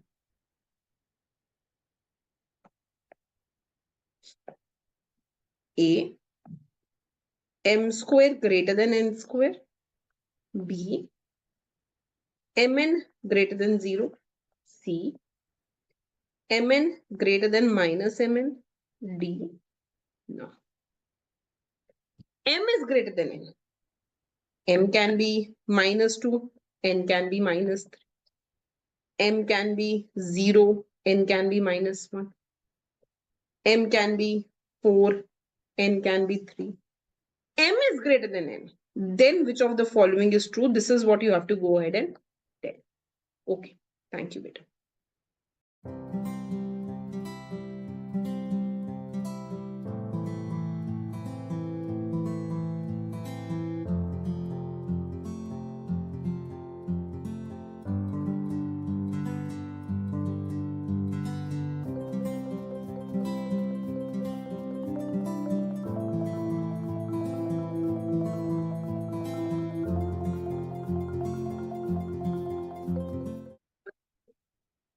Hi, good evening, everyone. Let's have a look at the question of the day. It says 2 dice are rolled. We define 4 events are given to you. E1 is getting a sum equal to 10. Okay, beta, let's make the entire sample space. Okay. So you can have both dice giving you 1, 1, 2, 1, 3, 1, 4, 1, 5, and 1, 6. 2, 1, 2, 2, 2, 3, 2, 4, 2, 5, 2, 6. 3, 1, 3, 2, 3, 3, 3, 4, 3, 5, and 3, 6. Just complete this beta. 4, 1, 4, 2, 4, 3, 4, 4, 4, 5, 4, 6. 5, 1, 6, 1. I hope all of you can make this. This is from class 11, 12 beta. 5, 4, 6, 4, 5, 5, 6, 5, 5, 6, and 6, 6. Now it says E1 is getting a sum equal to 10. So 10 sum kahan raha hai? I will mark it with this green color. 10, 10, 10. Okay. E2 is getting a double. Okay, double sum. E2 is getting a double sum. So kahan aa jayega beta? Double sum. 10 is a double sum. 11 is a double sum. And 12 is a double sum. This is also a double digit ana. That is what E2 is. E1 and E2 are mutually exclusive. No, they have common. Na? This is what is common between them. This is common. एक में only 10 था, एक में double digit था. So this is common. So this is false.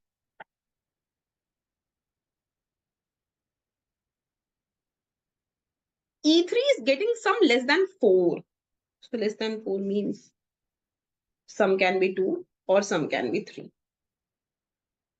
Okay. E4 is getting a sum less than 7. Less than 7 means till 6 is fine. So till 6 means this all.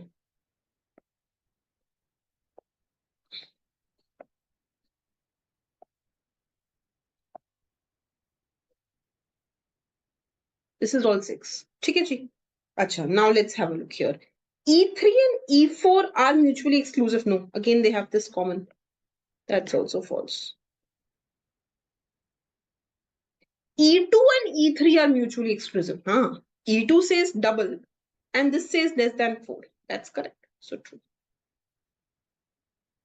E1 and E4 are mutually exclusive. E1 is sum equal to 10 and E4 is getting sum less than 7. They also have nothing in common. So that's also. So the statements that are true are actually C and D. They are mutually exclusive because they have nothing in common. Occurrence of one implies non-occurrence of the other. Is this clear? Okay. Now better write down the question for the day. So it's a very interesting question. Please write down. If X and Y are any real numbers such that 0 is less than X is less than 2 is less than Y, which of the following is necessarily true? A, X less than XY by 2 less than Y. B, 0 less than XY less than 2X. C, X less than XY less than 2. D, XY less than Y. So I'm given that X and Y are any real number such that X is between 0 to 2, but Y is greater than 2. Please think about it. Then which of the following statement is correct? Right? Just answer it. Okay? Okay. Thank you, Peter.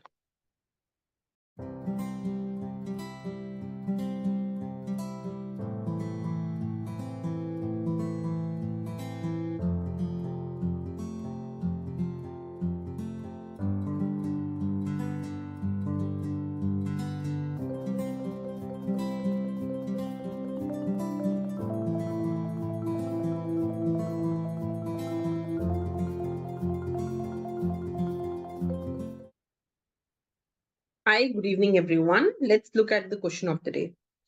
You're given an equation x square plus half mx plus 1. It says when will it have two real distinct roots? So, beta, बहुत simple है. We know that in order to find x, we have to do minus b plus minus root b square minus 4ac by 2a. Now, if we want some roots to come, then beta this must be positive. क्योंकि negative का under root नहीं निकल सकता ना, it will be complex number. So I want that this x b square minus 4ac that should be positive. So what we want from here beta is that b square minus 4ac, it should be greater than 0. If it is greater than 0, you will have two values coming in, so two roots. And if b square minus 4ac will be equal to 0, तो ये तो 0 ही बन गया ना, so root will be simply minus b by 2a, then you will have one unique root.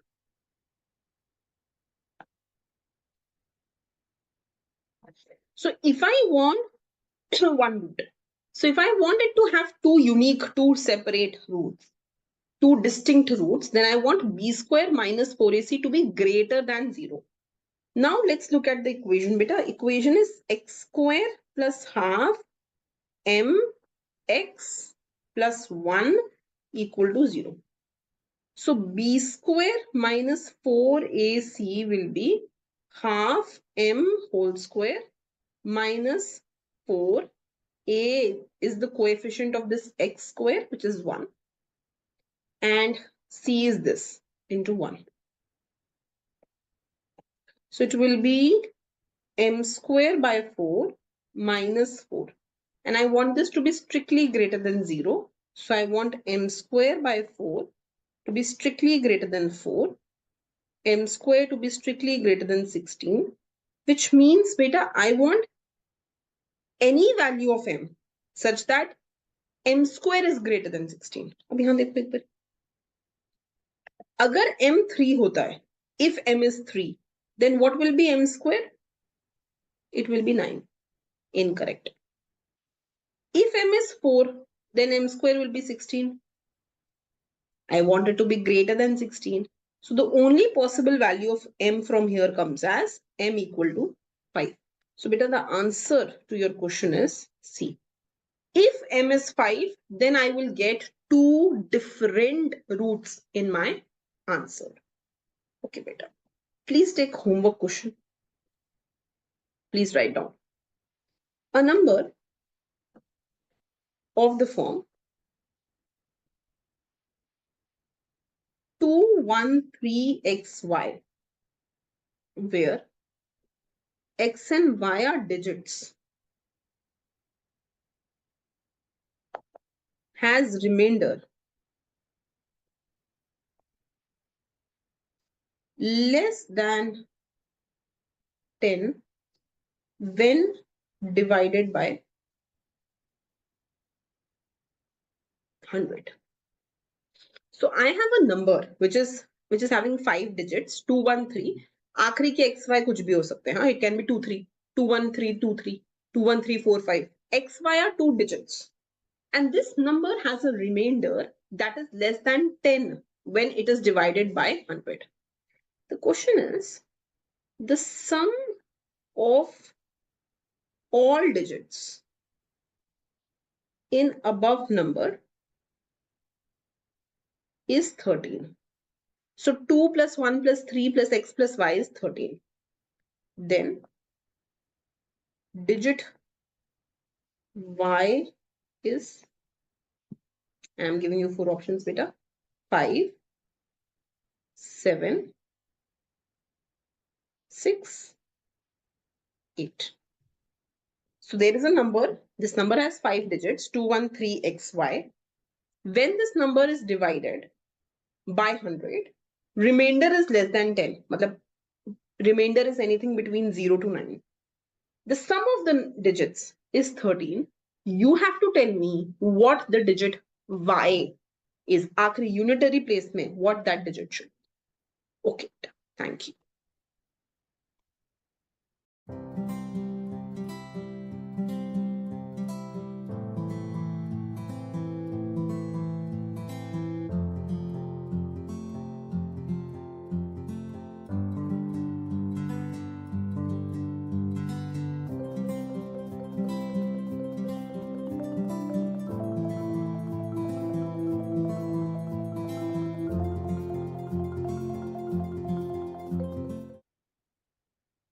Hi, good evening, everyone. Let's have a look at question of the day.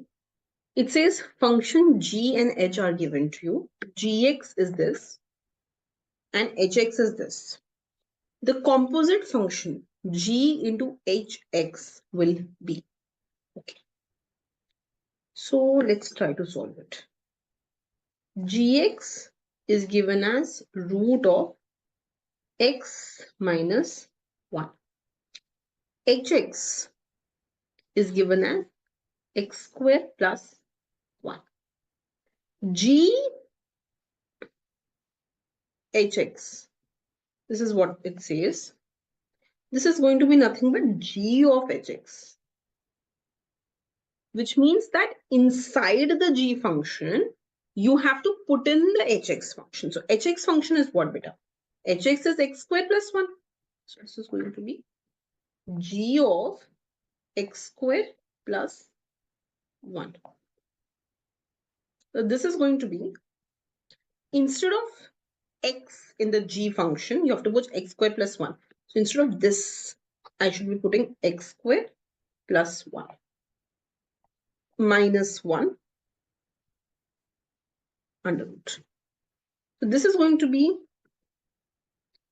x square plus 1 minus 1 under root, x square under root. This is going to be plus minus x. This is going to be plus minus x. Is this clear?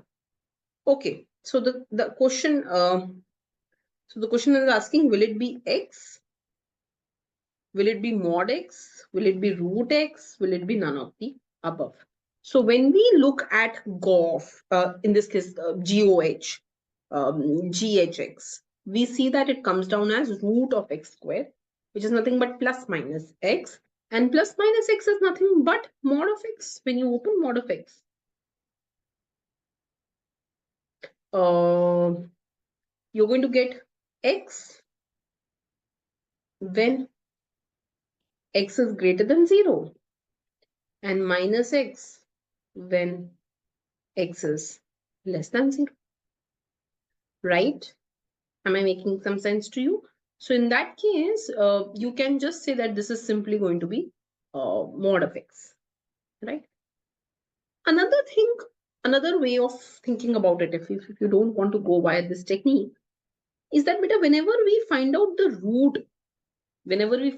root of x square, root of a squared number, it always should give you positive value. The root of a squared number should always give you positive value. So in that case, if we were to go ahead and write, because I only want positive values out of it, I want to make sure that I have the answer as mod of x, because I want my answer in the positive value. That's an easier way to understand if you want to, because if I have, so this is what mathematical rule is, that if I'm finding the square root of a squared number, I cannot put a negative answer to it. It has to be a positive answer, right? So therefore, the answer to this will be mod of x. Okay, beta, please write down the question for the day. So it's a very interesting question. It says that the graph of two equations, y is equal to dx square plus bx plus c, and y is equal to ax square plus bx plus c, such that a and a, let's make this small a, such that a and a have different sign and quantity b square minus 4ac and b square minus 4ac are both negative.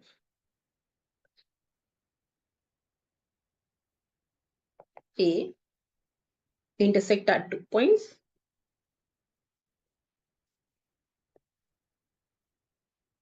B intersect at 1 point.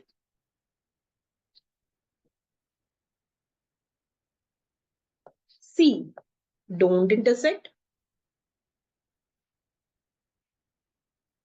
D none of the above. Try to think about this kind of question.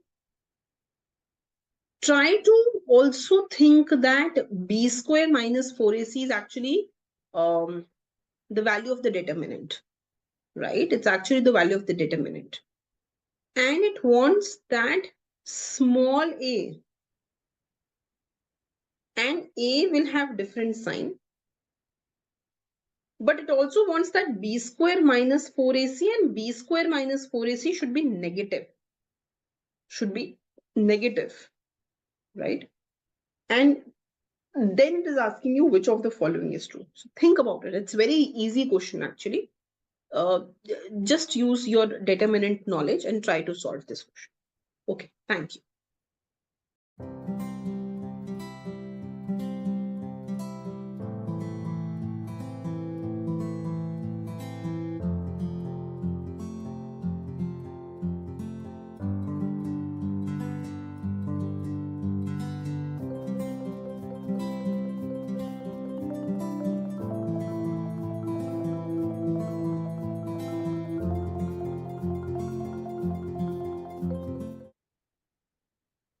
Hi, good evening, everyone.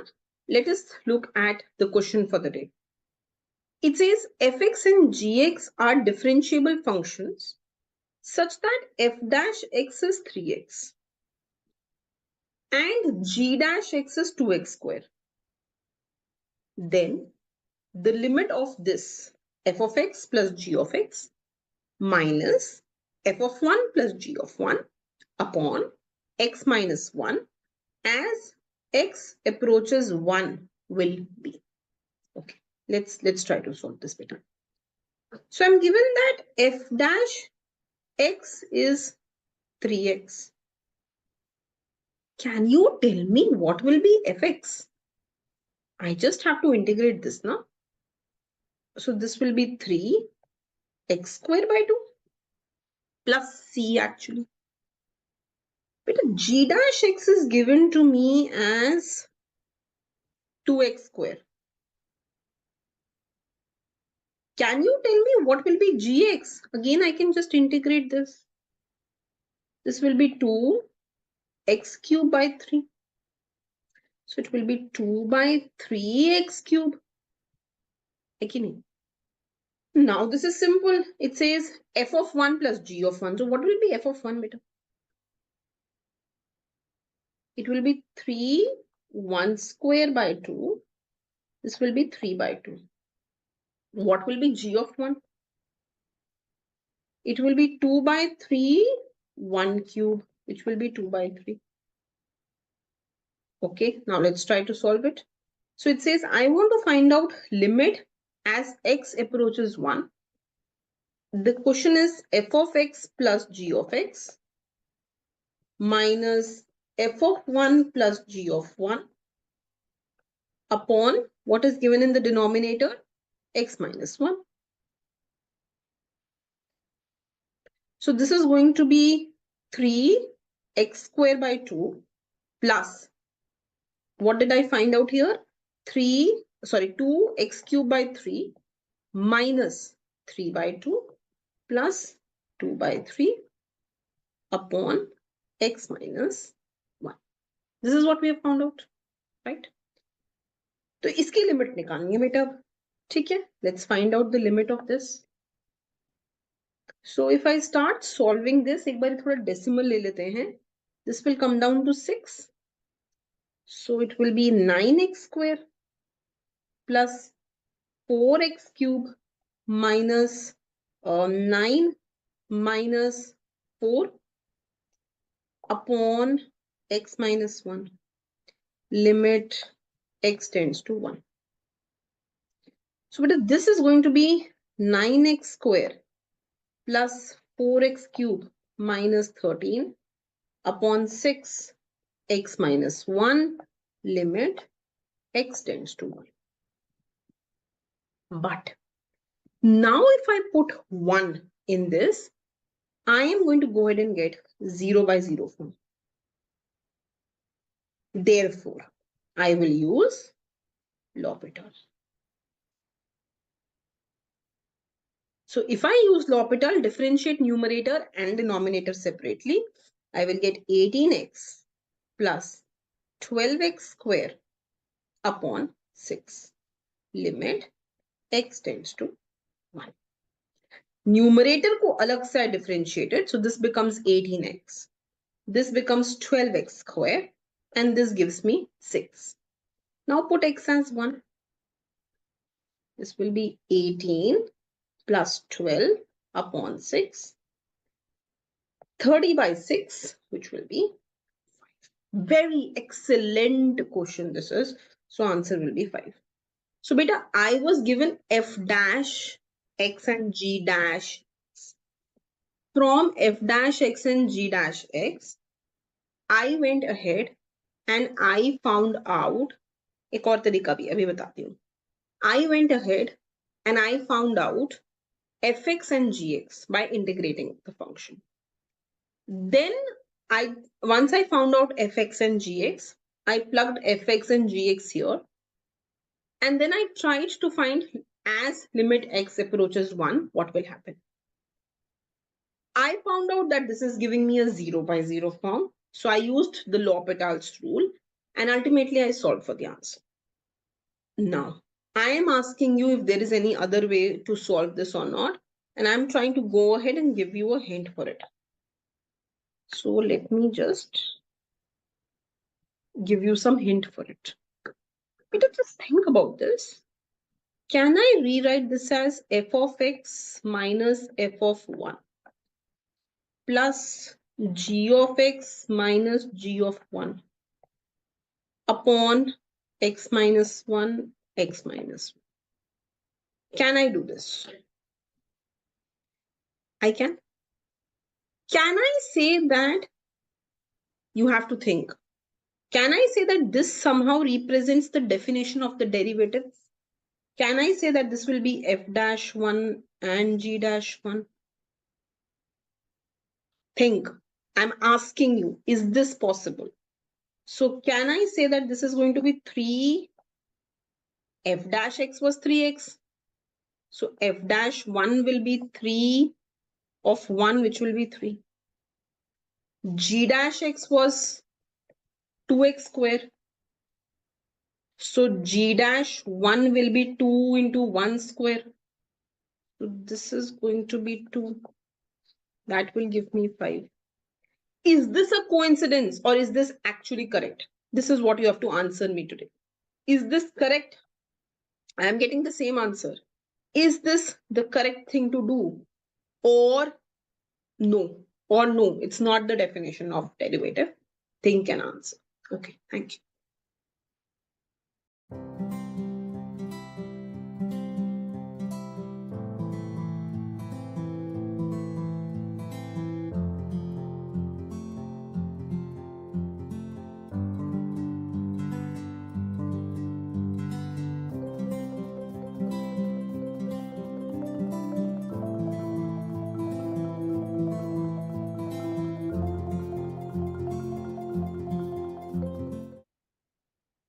Hi, good evening, everyone. Let's have a look at question of the day.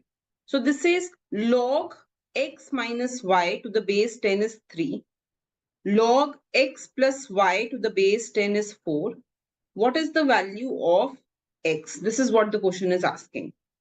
But let us try to use some properties of log. So log x minus y to the base 10 is 3.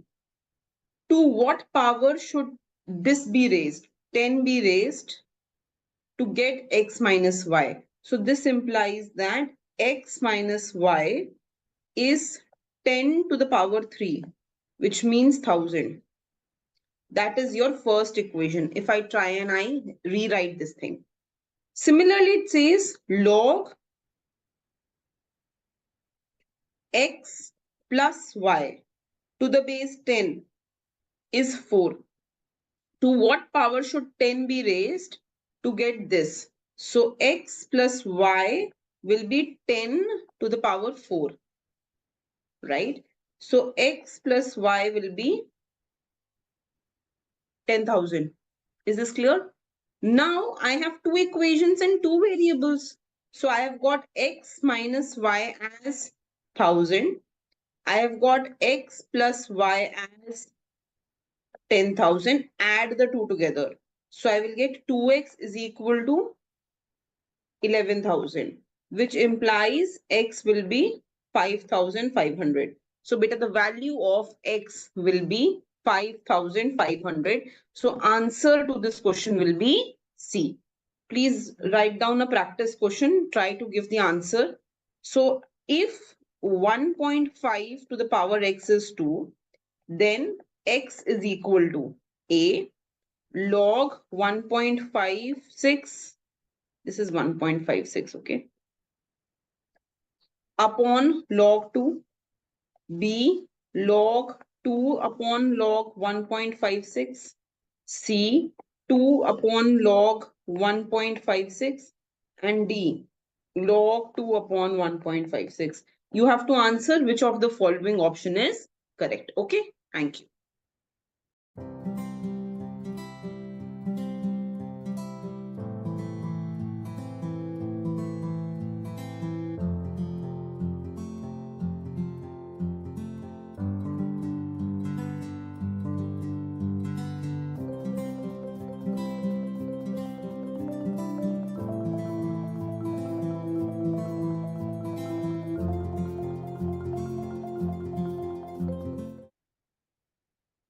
Welcome to question of the day, beta. Let's have a look at this question.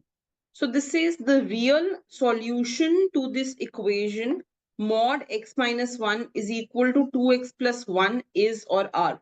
So let's start solving this. So we will have x minus 1 in mod.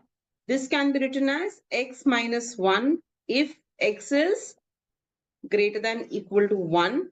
So basically we want to put this as a positive value. So beta, if I just rewrite this thing, I want x minus 1 if this is greater than equal to 0. So x is greater than equal to 1. And then I can write the remaining part as minus of x minus 1 if x is less than 1. Is this clear? So that means that now I have got two aspects to it. So if I equate this x minus 1 to the right hand side, I will get equal to 2x plus 1. When is this true? If x is greater than equal to 1. So I can bring this here. 2x minus x is equal to minus 1 minus 1. So minus 2 is equal to x. So one value of x that I will get will be minus 2. Let us verify if x is equal to minus 2 actually goes ahead and gives me the right answer. So if I put x is equal to minus 2 here, beta, what will I get? Minus 2 minus 1. So minus 3 mod. So this will be 3. And if I put minus 2 here, what will I get?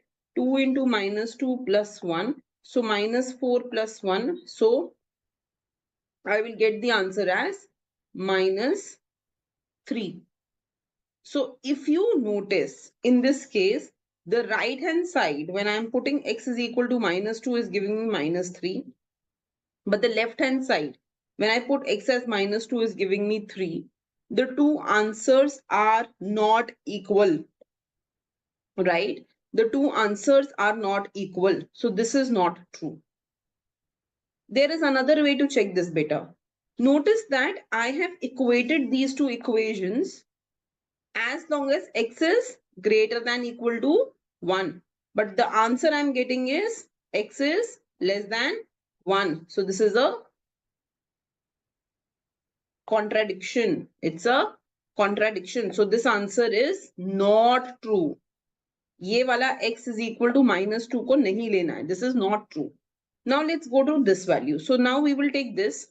So minus of x minus 1 needs to be equated to 2x plus 1. When? If x is less than 1. So minus x plus 1 is equal to 2x plus 1. So x is equal to 0. Let's see whether this satisfies the first condition. It does. I have taken this equation for x less than 1 and I am getting x as 0. So this is correct, beta. Let's see if it satisfies these equations. So when I put x as 0, I will get 0 minus 1 in mod. So minus 1 mod. This will be 1. And when I put x as 0 here, I will get 2 into 0 plus 1, which will be 0 plus 1, which will be 1. So 1 is equal to 1. This is true. That means the correct answer is 0. Many of you will mark minus 2 comma 0, which is incorrect. Although I was getting minus 2, but it was not the correct answer. The only answer I will have will be 0. Right? Okay, please write down the question for the day, beta. So you are given a function and the function is minus e to the power x minus 2. You have to give me the range of the function, not domain, range of the function. So whether it will be minus infinity to minus 2, whether it will be minus infinity to infinity, whether it will be minus 2 to infinity, or whether it will be minus infinity to 2. So you have to give me the range of the function, not the domain. Domain आसान है find करना. Tell me the range of the function. Okay, thank you.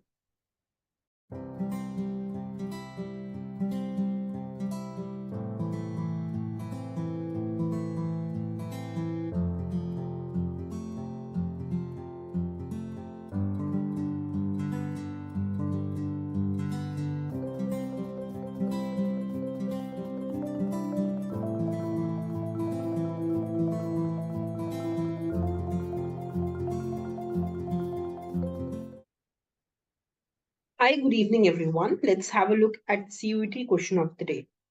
So you're given this information that the tax revenue is this much. And then you're given, so tax revenue is the revenue that comes out of tax. Now this is going to the center. Then you have non-tax revenue like tolls and other things, right? So this is the non-tax revenue given to you. Then you have capital receipts. Capital receipts are those receipts which involve any asset or liability. So when you sell an asset, capital receipt. When you go ahead and you take a liability, capital receipt. Then recovery of loan is given to you. Other receipts are given to you. Borrowing and other liabilities are given to you. Non-planned expenditure on revenue account is given, right? Of which interest payment. So out of the non-planned expenditure, this much is going in as interest payment. Similarly, non-planned expenditure on capital account is also given to you. And then planned expenditure on revenue and capital account is given to you. And GDP of the economy is given to you, right? So these are some of the information that are available to you. Now, based on this, there are several questions that we want to answer today. The first one says planned expenditure to GDP ratio is. So, beta, what is planned expenditure given as? Planned expenditure is here and here. So 442273 plus 113049 upon 12 GDP is this 128. This is a comma. 128,39952. So 128,39952 into 100. When you solve this beta, you will get the answer as 4.32%.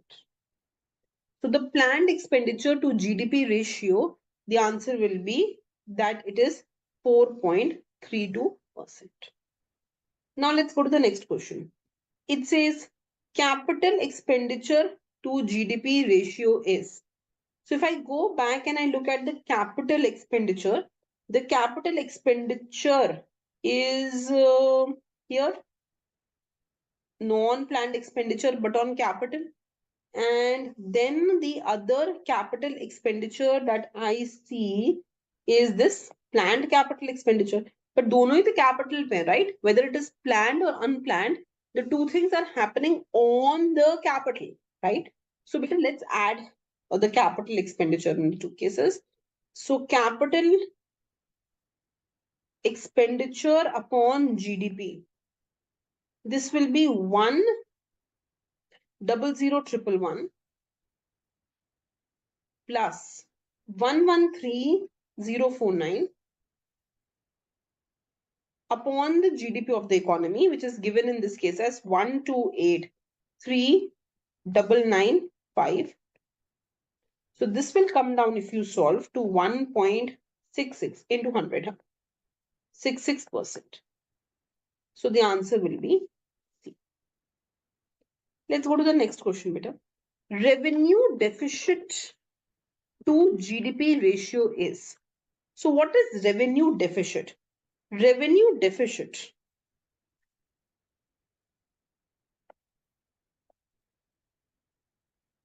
will be revenue expenditure minus receipt. So if I talk about revenue expenditure in this case, revenue expenditure is here, planned expenditure on revenue 442273, and revenue expenditure is here, non-planned revenue expenditure, and revenue receipt is so revenue receipt is this, beta, tax revenue. This is revenue receipt, right? So because this does not involve any asset or liability, this is revenue receipt. Now, when it talks about other receipt and when it talks about non-tax revenue can come if I earn revenue by selling an asset also. So it does not talk about capital receipt, but because we are not sure whether this is revenue or non-revenue, I will not take this. So non-planned expenditure on revenue and planned expenditure on revenue, ये दो revenue expenditure हो जाएंगे. So expenditure will be 1107781 1107781 plus 442273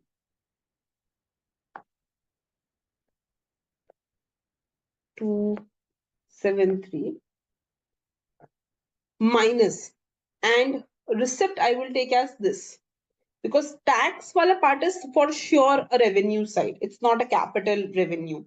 So it is a revenue receipt. It's not a capital receipt. So the answer will be 986417 minus 986417 divided by the divided by the GDP. So GDP was 128,39952 into 100. So if you solve this, you will get the answer as 4.38%. So answer will be none of the above. Right? Okay, come to the next part, beta. Now it is asking fiscal deficit to GDP ratio is. So when I talk about fiscal deficit, then the fiscal deficit is total expenditure minus total receipt, excluding borrowings.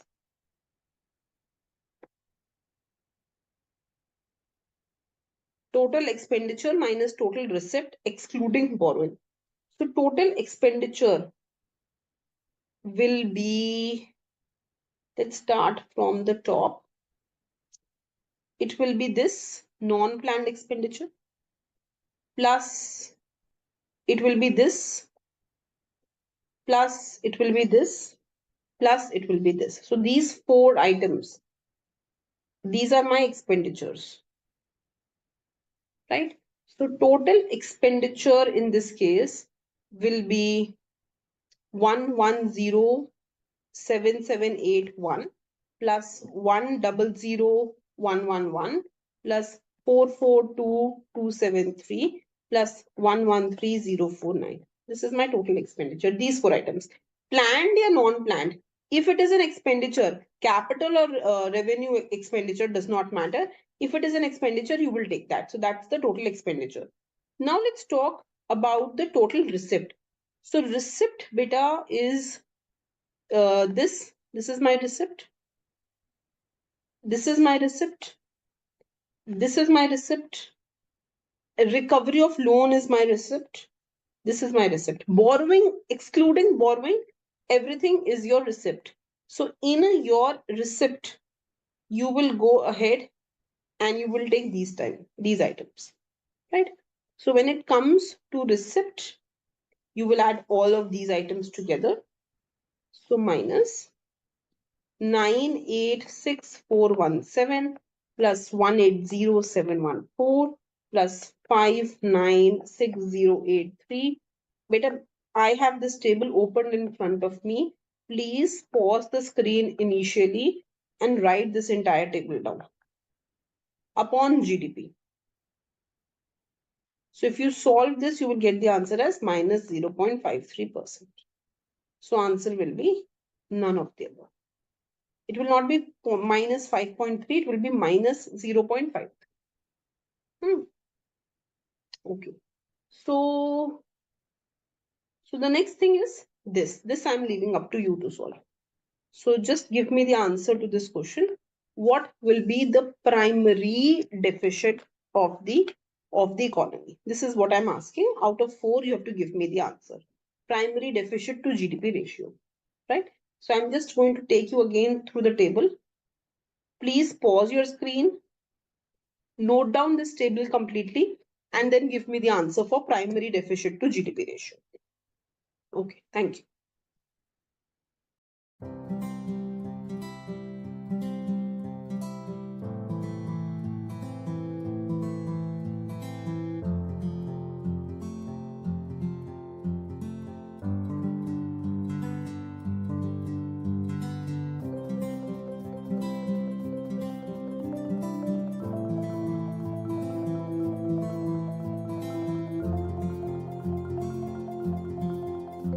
Try to do it yourself. This is based on the previous question of weight setting and price setting relation.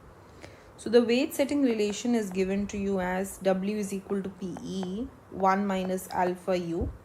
The price setting relation is P is equal to 1 plus lambda into W.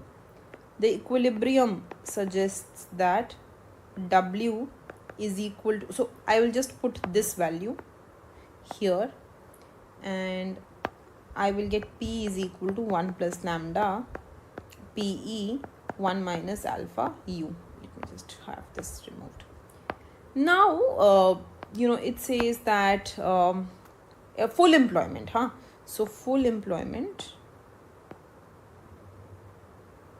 implies U will be 0. There will be no unemployment. So I will put P is equal to 1 plus lambda PE 1 minus 0. So P by PE will be 1 plus lambda. Right? So your answer to this question should be B. P by PE is equal to 1 plus lambda.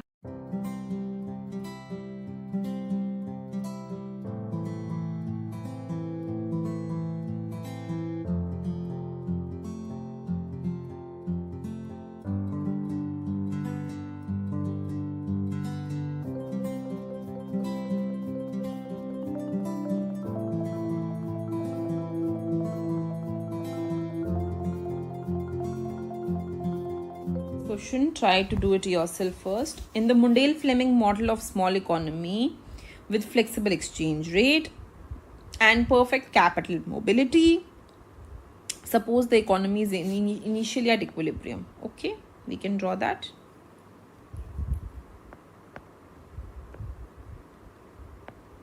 IS, LM, BP, equilibrium. Now it says if the lump sum taxes have increased. So when tax increases, IS should shift backwards. So the IS curve will shift backward to IS dash.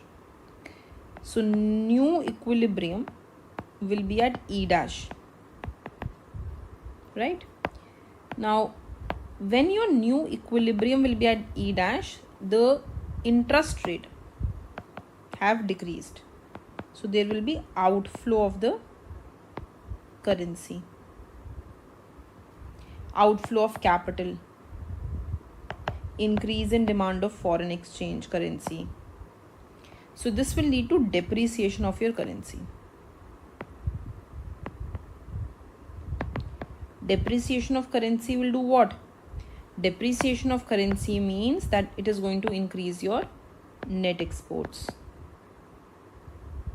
When net exports will increase, it is going to shift IS curve rightwards. So this IS curve that initially had shifted backwards will shift back rightwards, and you will go back to your initial level of equilibrium E. So what is going to happen to output level? Well, output level finally did not change. It remained the same. Interest rate remained the same. Exchange rate remained the same. So the question, exchange rate depreciated. We had depreciation of the currency, na?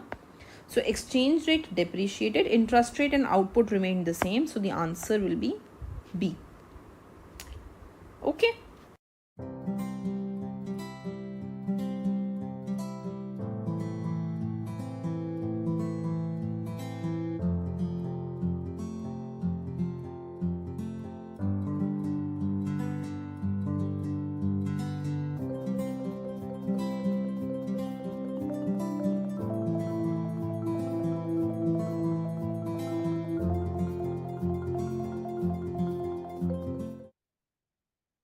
Hello, good evening, everyone. Welcome to CUET question of the day. Let's have a look at this question. It says, in a village, there is a field. If n cows graze simultaneously, then milk produced by each of them is Vm. So if one cow produces, then it will be V1.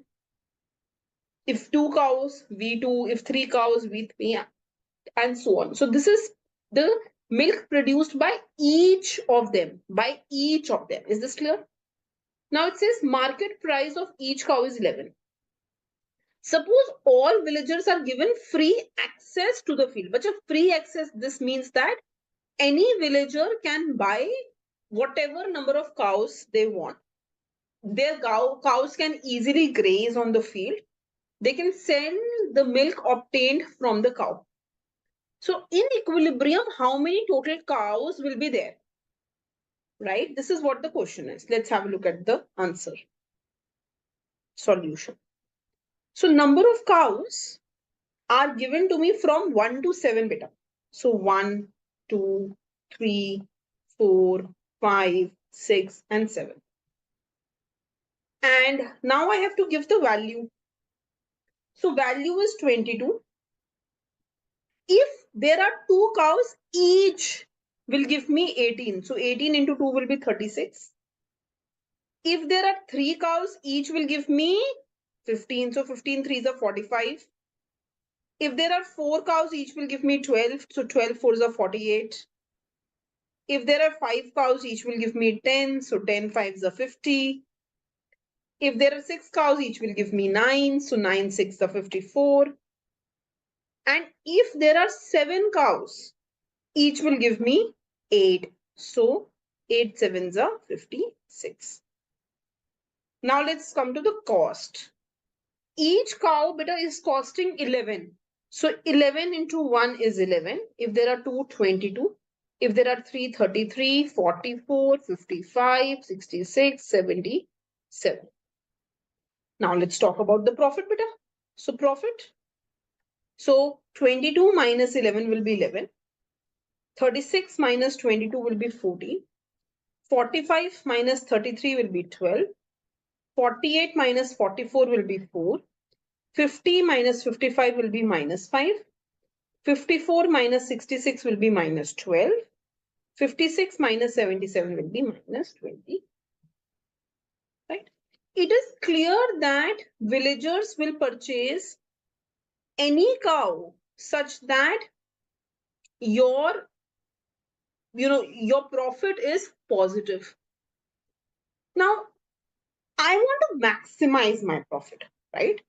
So if I buy 4 cow, from the first cow, I will get a profit of 11. Second, I will get 14.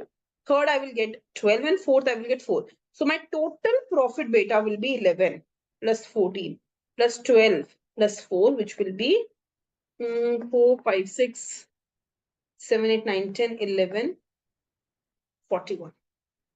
That will be my total profit, right? So it is optimum for me to buy 4 cows till the point my profit is increasing. From the first cow, I made a profit of 11, then 14, then 12, and then 4. So yes, if you notice from the first it is 11, then 14, then 12, and then 4. This is my profit function. But I want to add the profit together, right? So 4 cows will be optimum. Okay. Now, beta, I am giving you another question to this part, and I want you to try this question. So let's write down. Define aggregate income of the village as follows. Right? The value of milk produced by cows given they grazed on field minus total cost of buying cow. So I'm defining an aggregate income function, and that is given by the value of milk produced by cow minus the total cost of buying the cow. Write down how many cows must be grazed for aggregate income to be maximized.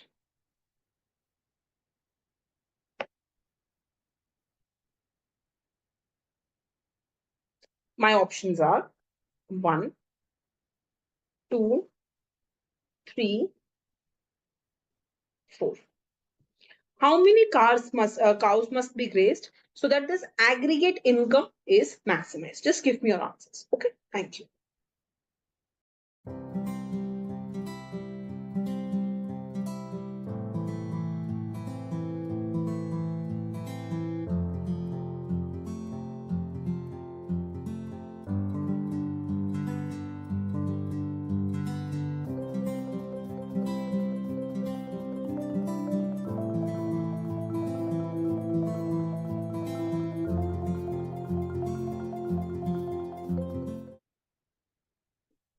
Hi, good evening, everyone. Let us go ahead and do today's question of the day. An indirect utility function is. Let's understand what we are talking about. So let's take an example. Beta. Suppose my utility function is xy. This is called a direct utility function.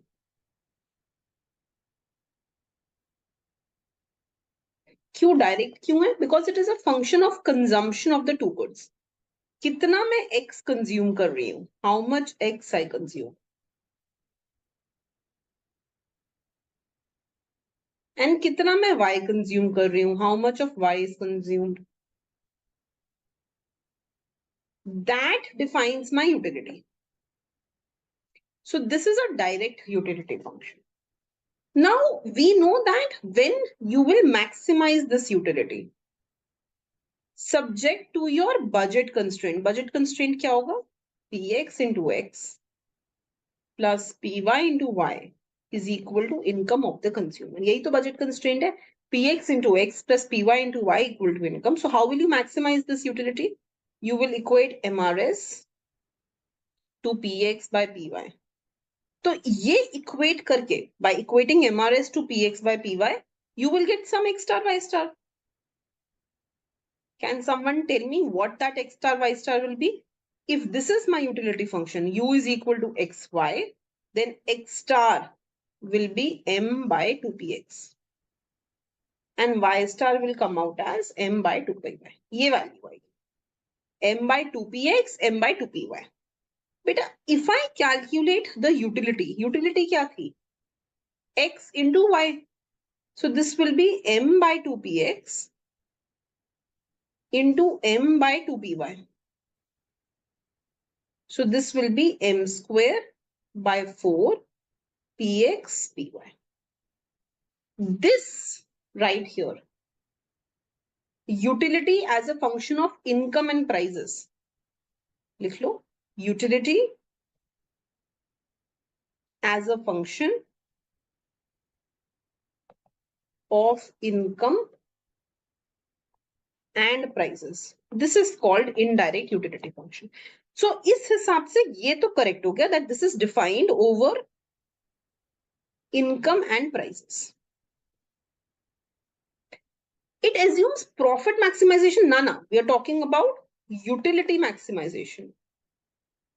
तो ये गलत हो गया. This is incorrect. Is homogeneous of degree 1. बेटा homogeneity जब बात करते हैं, so we check homogeneity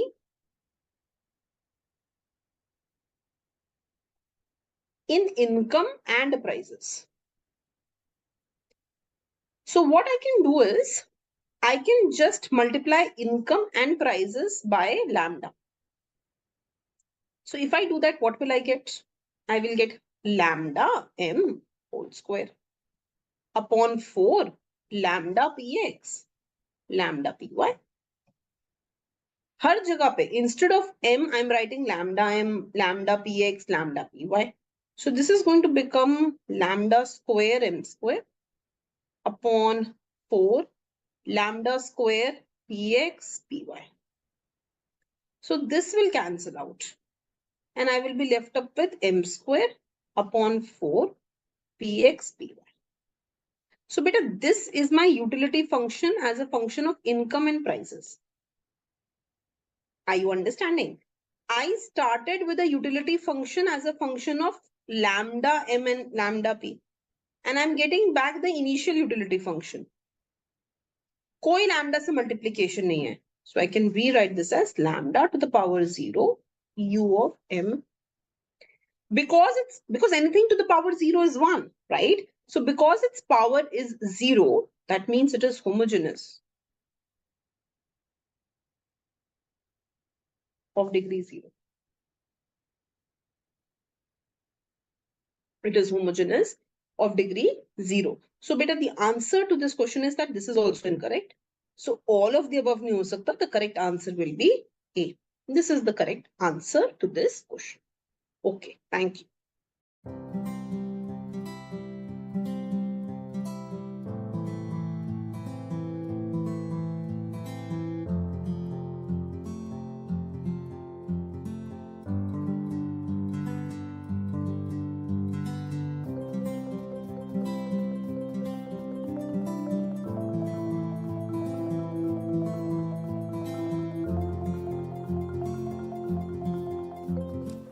Read this question, try to do it yourself first.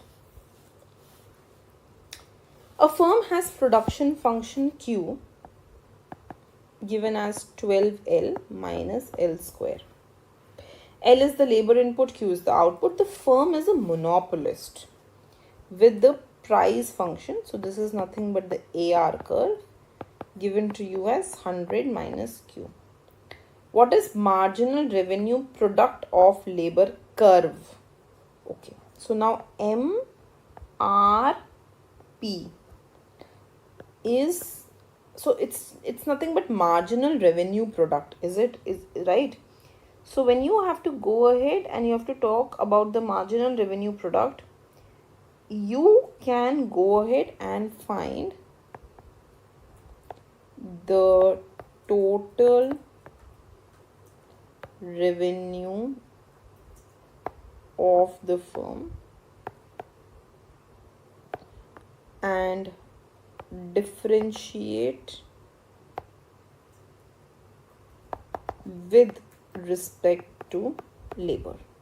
So what will be your total revenue? It will be price into quantity. Price is 100 minus Q and quantity is 12L minus L square. And Q, as we know, this is 12L minus L square, right? So you can write this as 100 minus 12L plus L square into 12L minus L square. This will be your total revenue. Now, how total revenue changes as labor changes?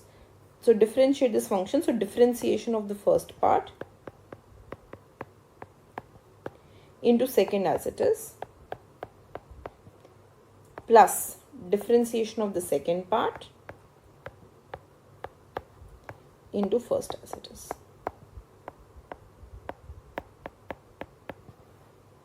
Right? So if I have to take this, what I can do is I can take this common. So I will get 12 minus 2L. Here there will be one negative sign. So I will get L square minus 12L and plus 100 plus L square minus 12L. So I will get 12 minus 2L 100 plus 2L square minus 24L. Okay. Just try to go ahead and open this up. So you will get 1200 plus 24L square minus 12 into 24L minus 200L minus 4L cube plus 48L. So I will get 1200 minus 488L plus 72L square and finally minus 4L cube. So the answer to this question would be C. Very simple. Right? So you're finding the marginal revenue in terms of the labor. That's why it is becoming marginal revenue product.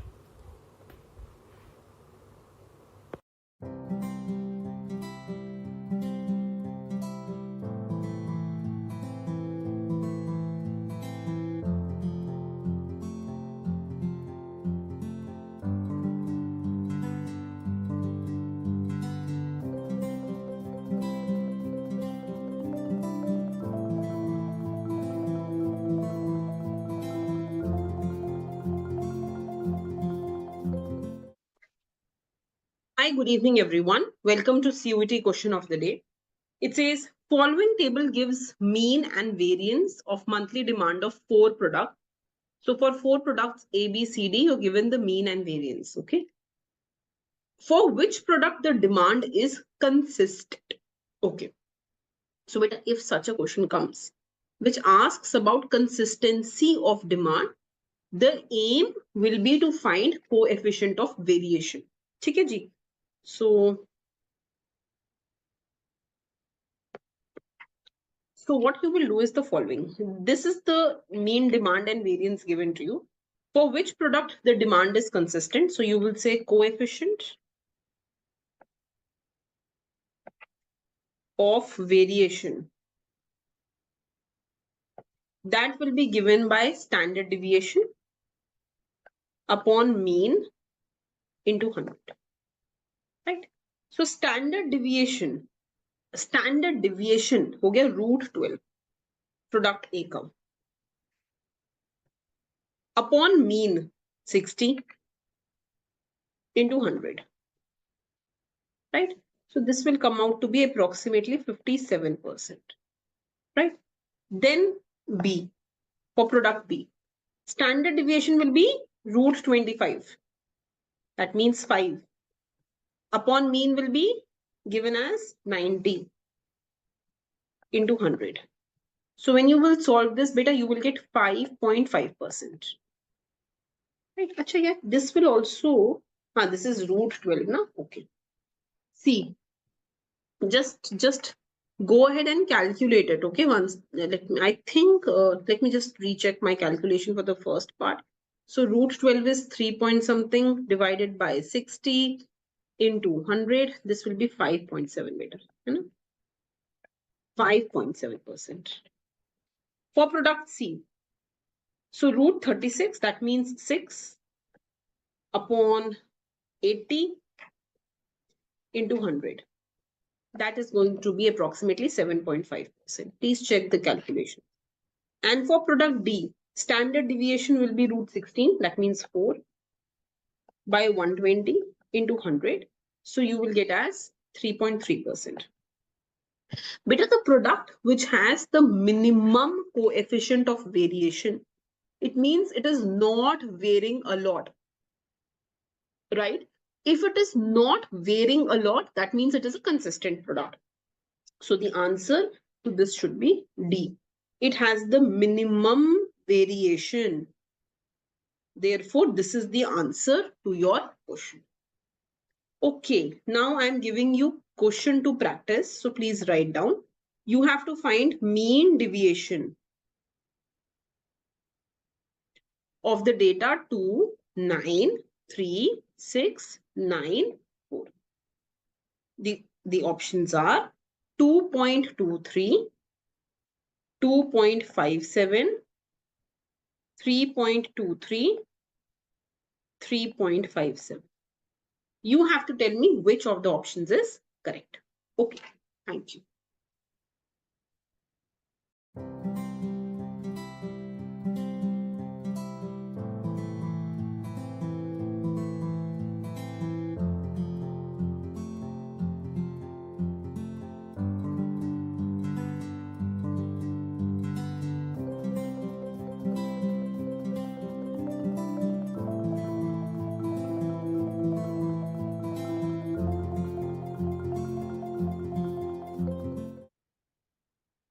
Hello, good evening, everyone. Welcome to question of the day.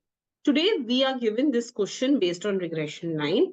It says the 2 regression lines are given to you. And it also says that you are given the variance of the series X. It is asking you what is going to be the standard deviation of Y. This is what your question is asking. Okay, so in order to solve this question, what you can go ahead and do, beta, is you need to find byx and bxy. That means you need to find the slope coefficients in the 2 cases, right? And so if I do that, I will get 8x minus 10y is equal to 66. So one equation I must write down in terms of x and one I must write down in terms of y. Ideally, this is what you should be doing. So if I go ahead and I solve this, I will get 10y is equal to 8x minus 66. Y will be 8 by 10x minus 66 by 10. So y will be minus 6.6 plus 0.8x. So this becomes my slope coefficient. Now you must go ahead and solve the other equation. So it says 40x minus 18y is 214. So beta, you will get 40x is equal to 18y plus 214. So you will get x is equal to 18 divided by 40y plus 214 divided by 40. So your x will become 2 9s are 2 20s are y plus 214 by 40. This is x in terms of y. So this becomes when x is regressed on y. Now we know better that r square can be written as byx into bxy. Byx into bxy. So beta, this is byx. This is 8 by 10. That means 4 by 5. And this is 9 by 20. So what will I get? 8 by 10 into 9 by 20. So I will get the answer as, let's just solve this. 2 4s are, 2 10s are, 36 by 100. So 0.36. 0.36, right? Now, beta, there is another formula that we have, that Byx can be written as R sigma y by sigma x. So Byx क्या था? Byx was when y was regressed on x. So it was 4 by 5. So I can say that 4 by 5 will be, what is R? Agar R square is 30.36, so R will be 0.36 under root. Right? R will be 0.36 under root. So beta, this will be 0.6. So this sigma y upon, beta, sigma x, variance of x is given as 9. So standard deviation of x will be root of 9. So root 9 will be 3. So sigma y will be 4 by 5 into 3 upon 0.6. Just solve this. You will get the answer as 4. So the answer to sigma y will be 4, right? It's a very good question for you to practice the concepts of regression. Okay. Okay, beta, now I will give you a question to practice on your own. Please practice this. So, let me give you a question from mean deviation. So give me mean deviation of the series A plus D, A plus 2D, and A plus 2ND from its mean. Okay, so options are N plus 1D upon 2N plus 1, ND upon 2N plus 1, N plus 1D upon 2N plus 1, and 2N plus 1D upon N plus 1. So you have to give me the mean deviation of this series, mean deviation from mean. Okay. Okay, beta. Thank you.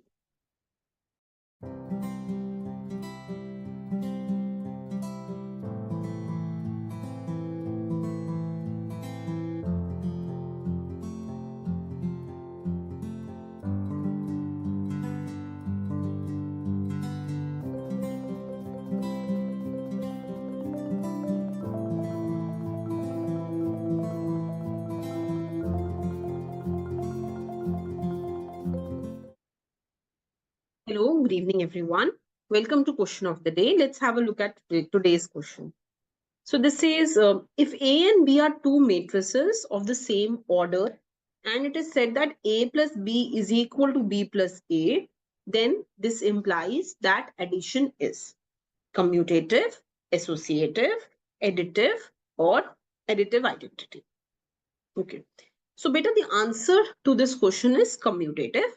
But let us go ahead and understand all four properties of matrices. So the first property, beta, commutative states that A plus B should be equal to B plus A. That is the commutative property of matrices. Beta, associative property,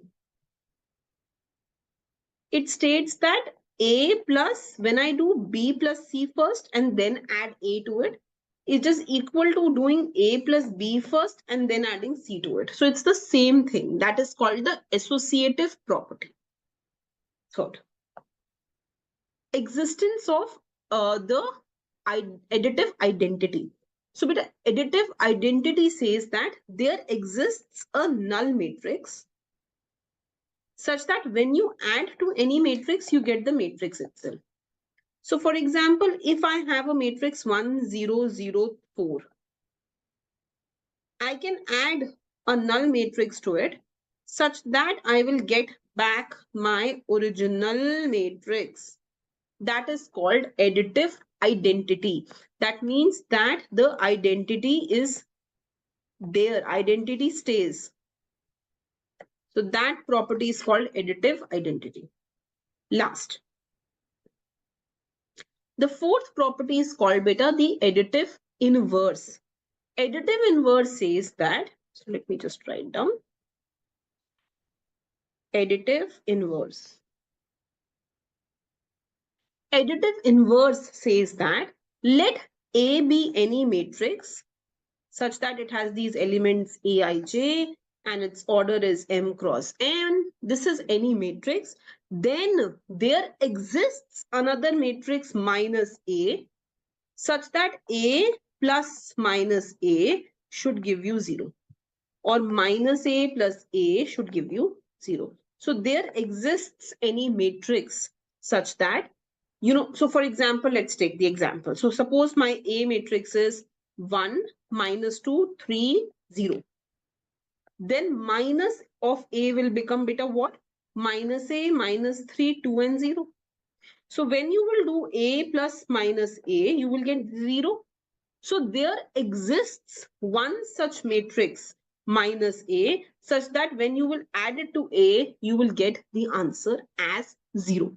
So beta, out of all these four, this property that is asked in the question is part A, commutative. So the answer to this question is commutative, right? Okay, now I'm giving you a question and you have to go ahead and give me the answer to that question. So please write down. If the demand function is P is equal to 4 minus 5x, give me the value of x such that you have unit elasticity.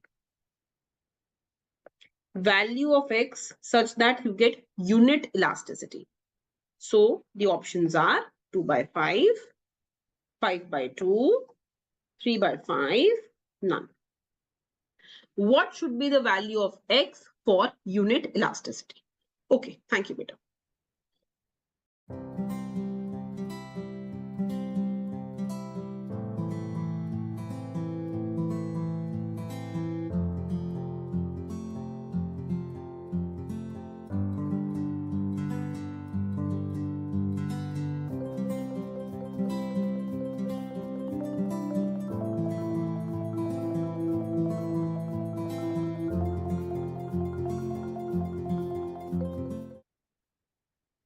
Hello, good evening, everyone. Welcome to the question of the day. This is going to be your question number 100 that we are completing in this series beta. So we have completed 100 CUET questions, expected questions from different subjects. And I hope that whenever you sit and practice, you're going to go ahead and practice all 100 questions of the series and you will not skip a single question. Okay? Okay, beta. So let us go ahead and let us look at this last question. So it says, very interesting. If manufacturer's cost function is given to you, thoda sa alag hai. It says marginal average cost function will be marginal average cost. Sirf marginal cost nahi pooch raha hai, average cost nahi pooch raha hai. It is asking what will be marginal average cost function. Let us try to solve this. So total cost will be given by 0.005 x cube minus 0.02 x square minus 30x plus 500. 5000. This is given to you. Hai na? Ye total cost function. So beta, what will be average cost? It will be total cost divided by output.